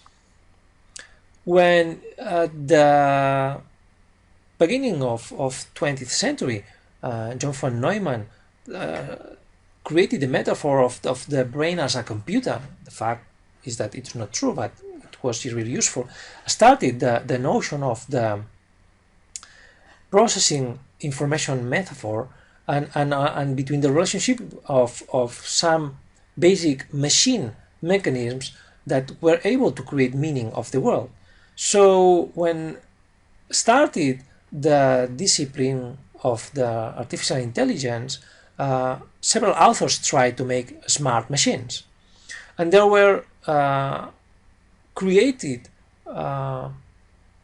several kind of strategies in order to achieve this. One of them were the neural nets. We will see that there is a relationship between what neurologists were obtaining about the functional properties of the brain and how these ideas were translated, for example, into neural networks with drive nodes, for example, in 1972 by Stephen Grossberg, or even when Damasio created this new paradigm of research in 1994, very close to him. Rosalind Picard at MIT created the domain of affective computing that was also influencing the research of another MIT researcher called Cynthia Breisel that made social robotics. And even during the 80s of 20th century, people like Ekman, Orton, Ishera, or Audley, and among others, created a new view on the role of emotions into cognitive processes, and it created the necessity of implementing emotions into emotional cognitive architectures. So when we are talking about neural nets, we are talking about computational tools inspired by a neuronal functioning of human brains, and at the end they are trying to make systems, artificial systems, who are able to learn by themselves with supervised or unsupervised. There are several strategies, but artificial systems that are able to learn things about information that is arriving to this layer of processing units. All this started in 1943 when McCulloch and Pitts created neural networks. Later, psychologists called Donald Hebb fixed the possible mechanisms of learning based on the neural plasticity that existed in our brains, and make possible new ways of creating neural networks able to learn. This all was even highly criticized by Minsky and Seymour in 1969. in which they try to understand that neural networks had some kind of really difficult ways of understanding some kind of tasks. But later, thanks to new techniques and new computational power, was able to create, for example, thanks to connexionism, new ways of understanding these neural nets. So in this moment, neural networks are used to very important things like deep learning. So today we can see a lot of neural networks architectures and different neural network ways of understanding these kind of techniques. And you can see here that there are several architectures that have some more or less biological inspiration, and they have more or good or not good results at several performance activities testings.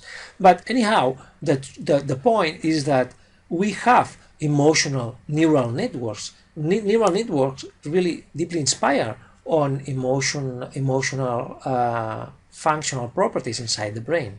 We can find several books following this kind of ideas. For example, Emotional Intelligence of Chakraborty and Konar, or people who is talking on emotional cognitive neural algorithms and with really direct engineering applications. We can see here two examples, two books that are working on this new perspective, and about how new logics, about new ways of processing information inspired by emotional mechanisms can really improve the design of new machines.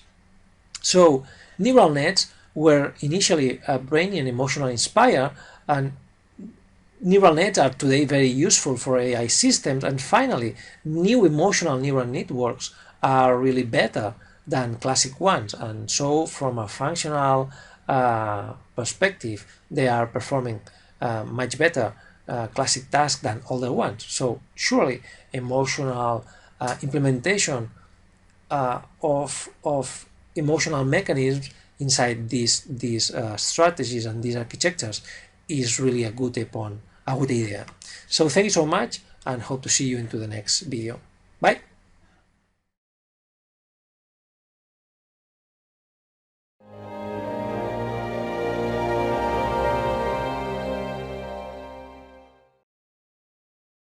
Hi again. Today we will talk about emotional architectures. Well, I suppose that you remember from the last session that we were talking about how in the 80s emerged the necessity of creating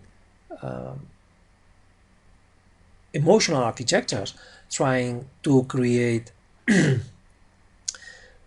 artificial systems who were managed by emotional-like systems. So they tried at the end to create a cybernetical homeostatic approach to cognitive systems that just implemented emotional drives and emotional mechanisms in order to produce more sensitive or even better cognitive systems. Perhaps the famous one at this process and at this moment was Kogav from Aaron Sloman, who tried to create this kind of system that were able to decide between several thresholds and several kind of activities in order to produce the good response. And it follows an emotional-like architecture.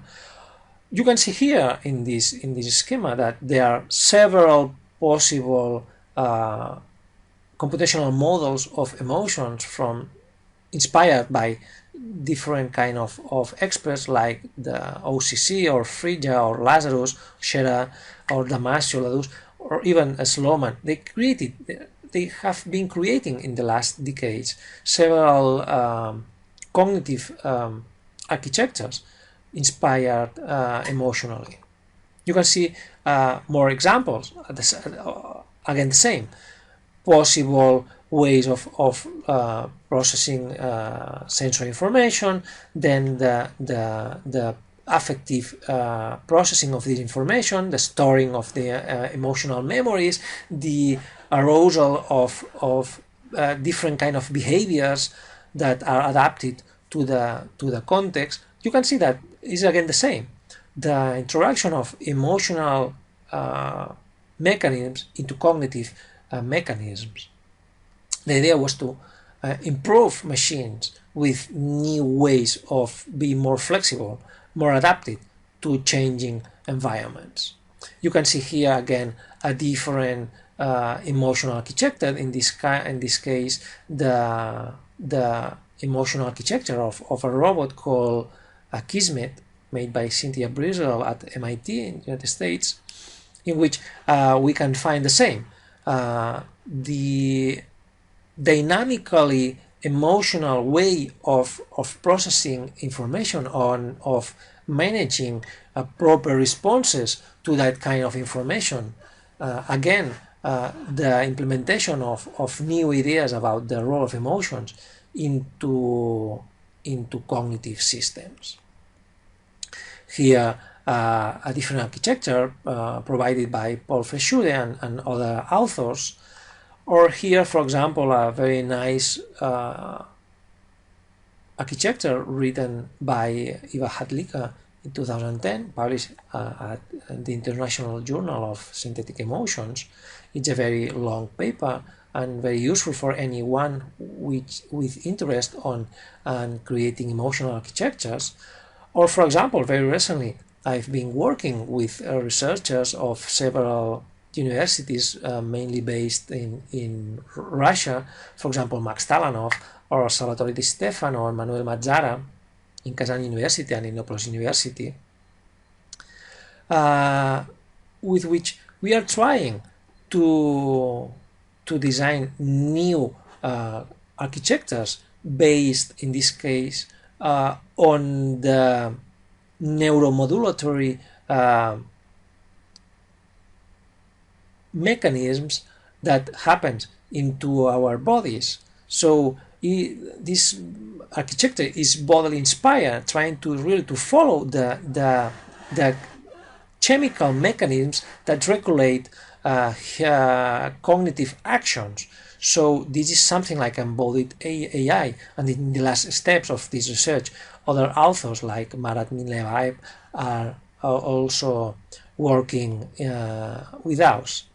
So you can see with all these examples that all emotional architectures have been designed for initially just intellectual and or academic interest, but at the same time we are interested on these architectures because we need to make systems that interact properly with human beings. At the same time, we need that these artificial systems work much better than previous ones. And we see, and we are really constating, and we are justifying with new researches that the emotional approach to cognitive processes is not only good for all living entities, but also for artificial ones.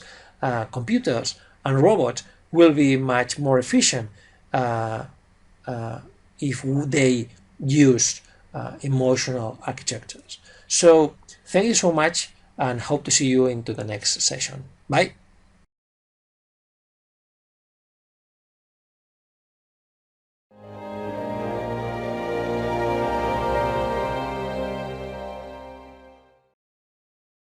Hi, welcome again to this third session on 21st century and emotions, and today we will talk about affective computing.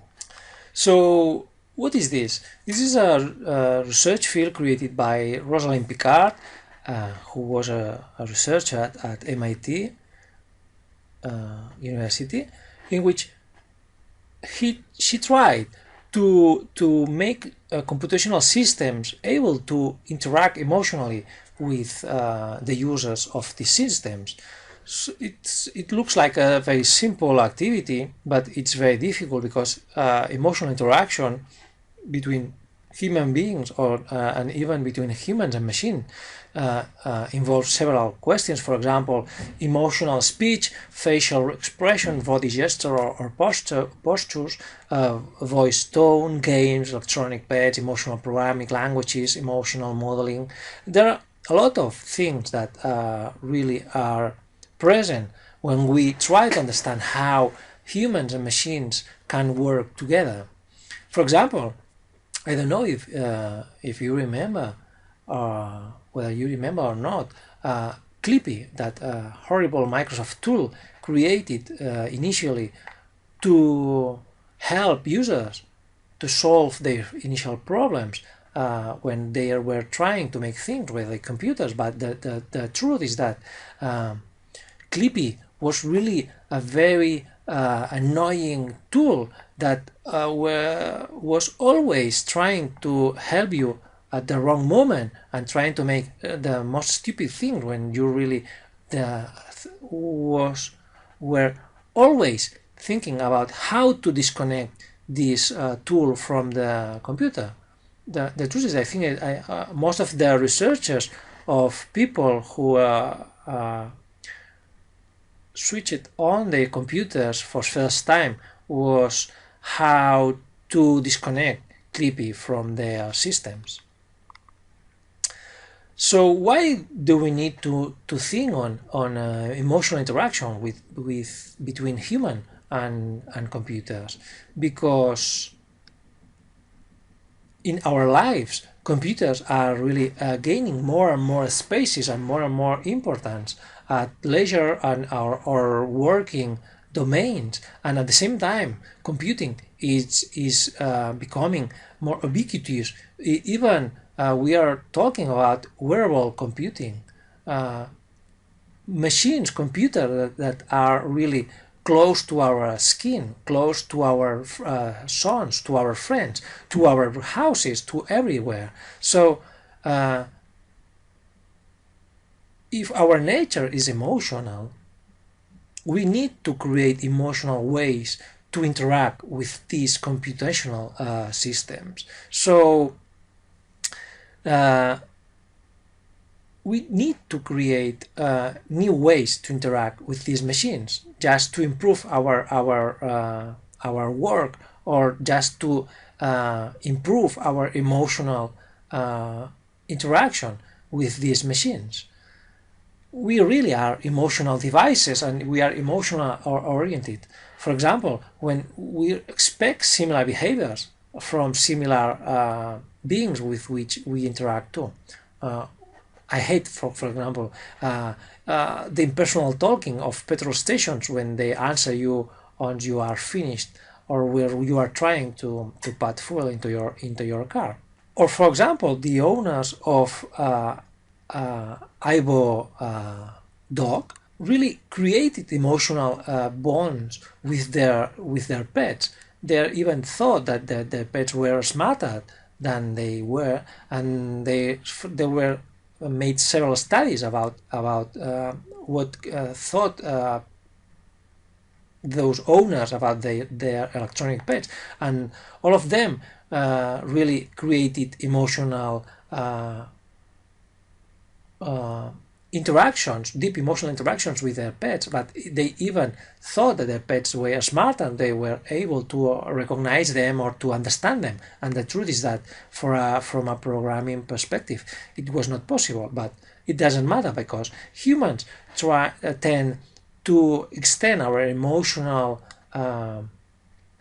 feeling towards all things that are close to us. So it's very clear that we are always interacting emotionally with our machines. Whether we are able to create emotional machines or not, it will be represent, or it will be very important in order to create better emotional states among us. because we need to interact emotionally with everything, not just with human beings or with our dogs or cats. And finally, there are more and more affective computing tools and devices that need to be improved in order to provide better feedback. For example, there are a lot of AI chatbots trying to assist us when we are trying to make several online activities, buying things, making reservations, or just talking for fun with some with some kind of these artificial identities. So we need more studies on affective computing, just because we are working with computers, and more we are working with this kind of machines, and we are emotional, so these machines need to understand our emotions. So thanks so much, and hope to see you into the next session. Bye.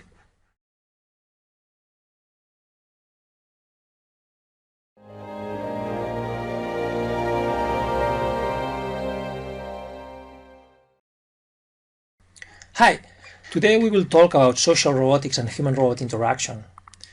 What is social robotics? This is the field that makes research on the relationships between robots and human beings, because not only in the present, but surely in the future, we will need to interact really closely and more intensively with robots all the day. So it's necessary to create robots that are able to understand emotional signals that human beings are sending to their other interactive entities, but at the same time, not only to capture emotions, but also to reproduce those emotions or to respond properly to the received emotions. So here you can see two very famous robots created by Cynthia Breisel from MIT. First one at your left side is Kismet, and the second one at the right is called Leonardo. And both robots were able to create empathetic responses to direct emotional interactions with human beings, but not only extracting information from facial expressions, but also from voice signals, for example. Very recently, Cynthia Breisel has also been working on Jaibo, a new kind of robot, a small robot, which is able with a very minimal set of emotional signals like movements, small movements, and these big eye expressing things to interact with human beings in an emotional way.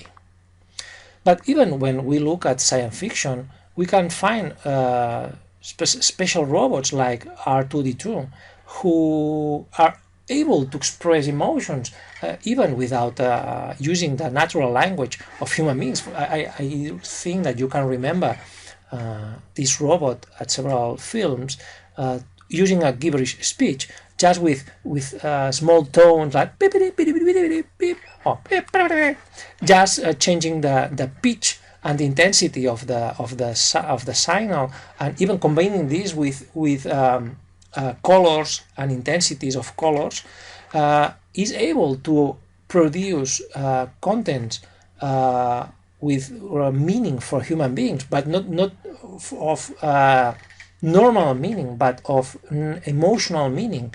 Be careful, this is dangerous. I'm happy, I'm unhappy, I'm angry with you. So it's able to communicate emotions even without the classic ways by which human beings are used to in their daily life.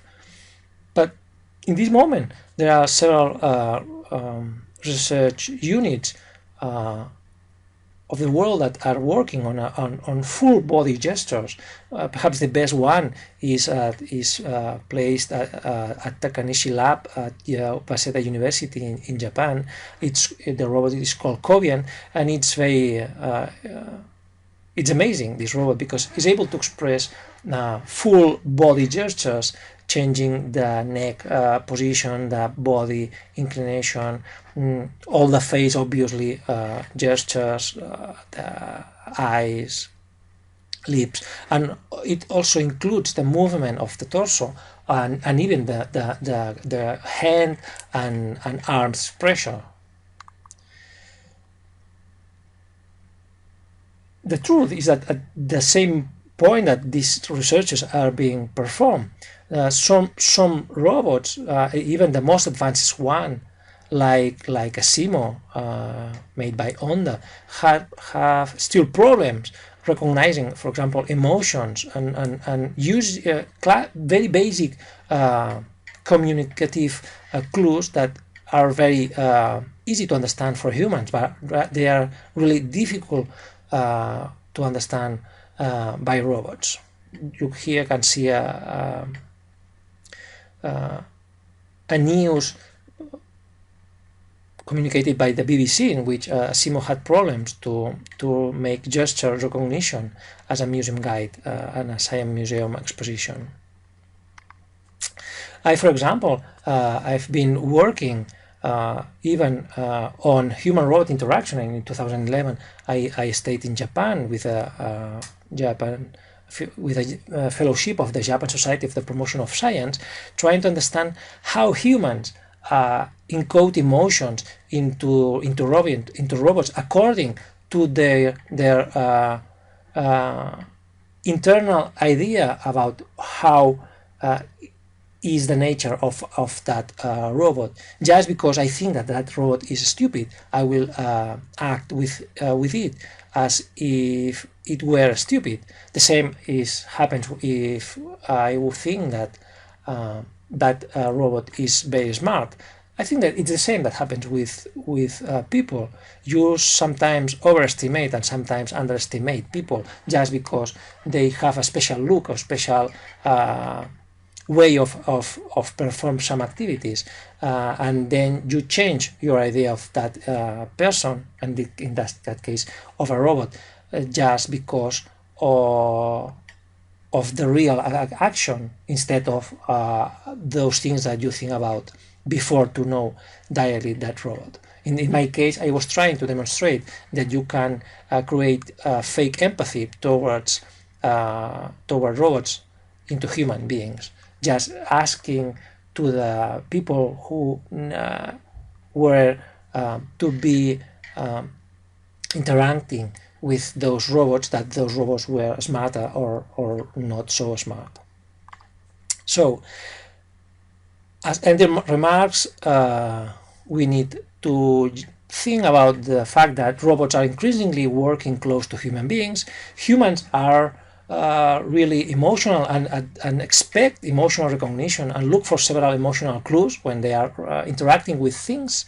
And at the same time, we can train robots as fake human beings. The fact is that they are not human beings. They are designed to act at several circumstances like human beings, at least anthropomorphic robots.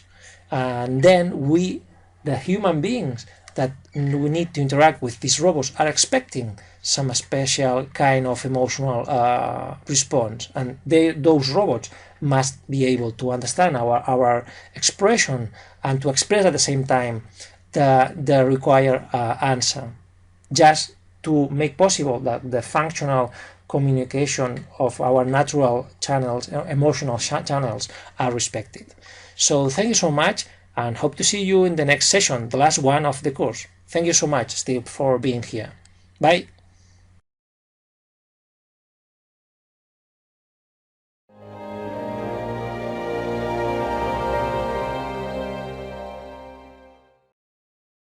Hi. Thank you so much for being here. We have arrived to the last session of this course. We will talk about emotional machines and singularity. So I'm really happy to be here. I'm also happy because my university gave me this really pretty pen of Coursera. Thank you so much. Well, I'm joking. But the point is that what is singularity? When we talk about singularity, we can use this word in several domains. But when we talk in this about this concept in contemporary debates on computer development, we are talking about the technological point at which machines will be as smart as human beings. Well, surely you think that, just looking around you, that most of humans are not so smart, which is also true. But at least for some hypothetical specific individuals that represent the highest cognitive properties of our species, we can see that even in those cases, robots are really performing really good at several domains, and according to this progression, there will be arrive a point at which machines and humans will share the same capacities and will be able to perform similar skills, and even those skills will be surpassed in the case of robots being compared with human beings. Well, so can we talk in this moment of artificial intelligence with organism, with emotions, with consciousness? Well, at least some of these parts of human nature are being reproduced into machines. For example, EcoBot 3, one of the robots you can see in the center of this slide, is able to eat insects to produce its own energy. Or, for example, at the left side, you can see a small robot with several sensors that use a central processor, a neuroprocessor, in which there is placed a layer of rat neurons. So the robot is acting, is deciding things thanks to a neuroprocessor that combines a machine structure and the electrochemical impulses of the neurons of a rat. So he's is hybrid entity, partially machine, partially biological. The same happens when we talk about emotions.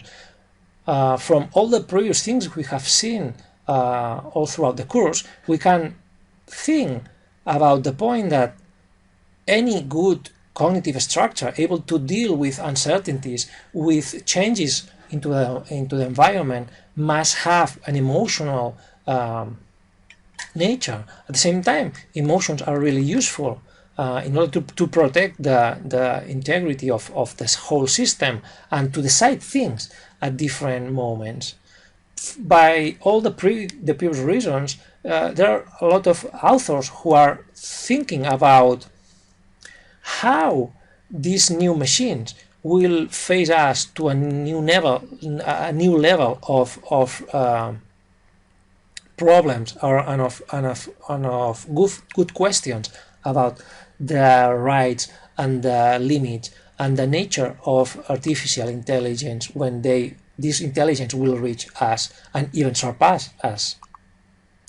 Are we talking at the same time about transhumanism? For example, humans that are upgraded, and not only because they have been injured during an accident or during a war combat or any kind of strange situation, but even just for fun or just because we wish to improve part of our performance. For example, you can see here Kevin Warwick from Coventry University, who was the first one to implant into his body a small chip, at the same time that was the first who was able to control an external arm with internal implants. placed into his arm, and he even connected this kind of device to his wife, and both were able to make specific connections thanks to these external technologies that at the end were internal technologies. I have talked with him, and he expressed the feeling that during that moment in which he has a third arm, it was his own arm. He felt like an own arm, and why not? We just know that we have that our arms are our arms just because we have been born with those arms. Our brain just recognize the information, then sends signals, and we produce actions with those external things. There are more ways of reaching an extra extension of human body. For example, extending our hands with more fingers, or adding exoskeletons to our body, or even I suppose the case of Neil Harbisson, who obtained as the first human being in the history a passport, official ID as a cyborg. He has a chromatopsia, and then he is color blind, create a camera that transforms color into sounds in order to understand which kind of colors are processing people around him. And then he is able to interact and to understand this information, just translating from one sense that he cannot use to another sense in which he really is very smart. And he has created a new way of interpreting reality. So he is adding capacities to human expression. So, and we are finishing. Singularity faces us to ethical, legal, political, biological challenges. We need to ask ourselves which are the limits of this hybridization, and we need at the same time to have in mind that humans are still evolving naturally as well as artificially. So this possible upgrade of our bodies face us to other problems. For example, our bodies will be easily hacked with the access to this external part of our bodies, and more in the case that these external parts are intelligent. But at the end, we need to think about one very important question. We have stated that there is a strong relationship between the initial necessities, structural necessities of the body, and the emotions that this body is able to perform and to process. So when we consider the existence of new intelligent bodies, surely they will have new kinds of emotions, and according to a specific way of make a social interaction with these own emotions, they will try to create new kind of semantic meanings, and even of syntax, a new syntax for those meanings. So thank you so much for being here. I think that me and all my avatars have been really happy to be part of your life for some weeks, and I hope you have enjoyed this course. And if you have some question, hope that you can go to the right places to learn and to write and to process the several debates that are still surrounding the studies of emotions. Thanks so much. Hope to see you into a next occasion. Bye.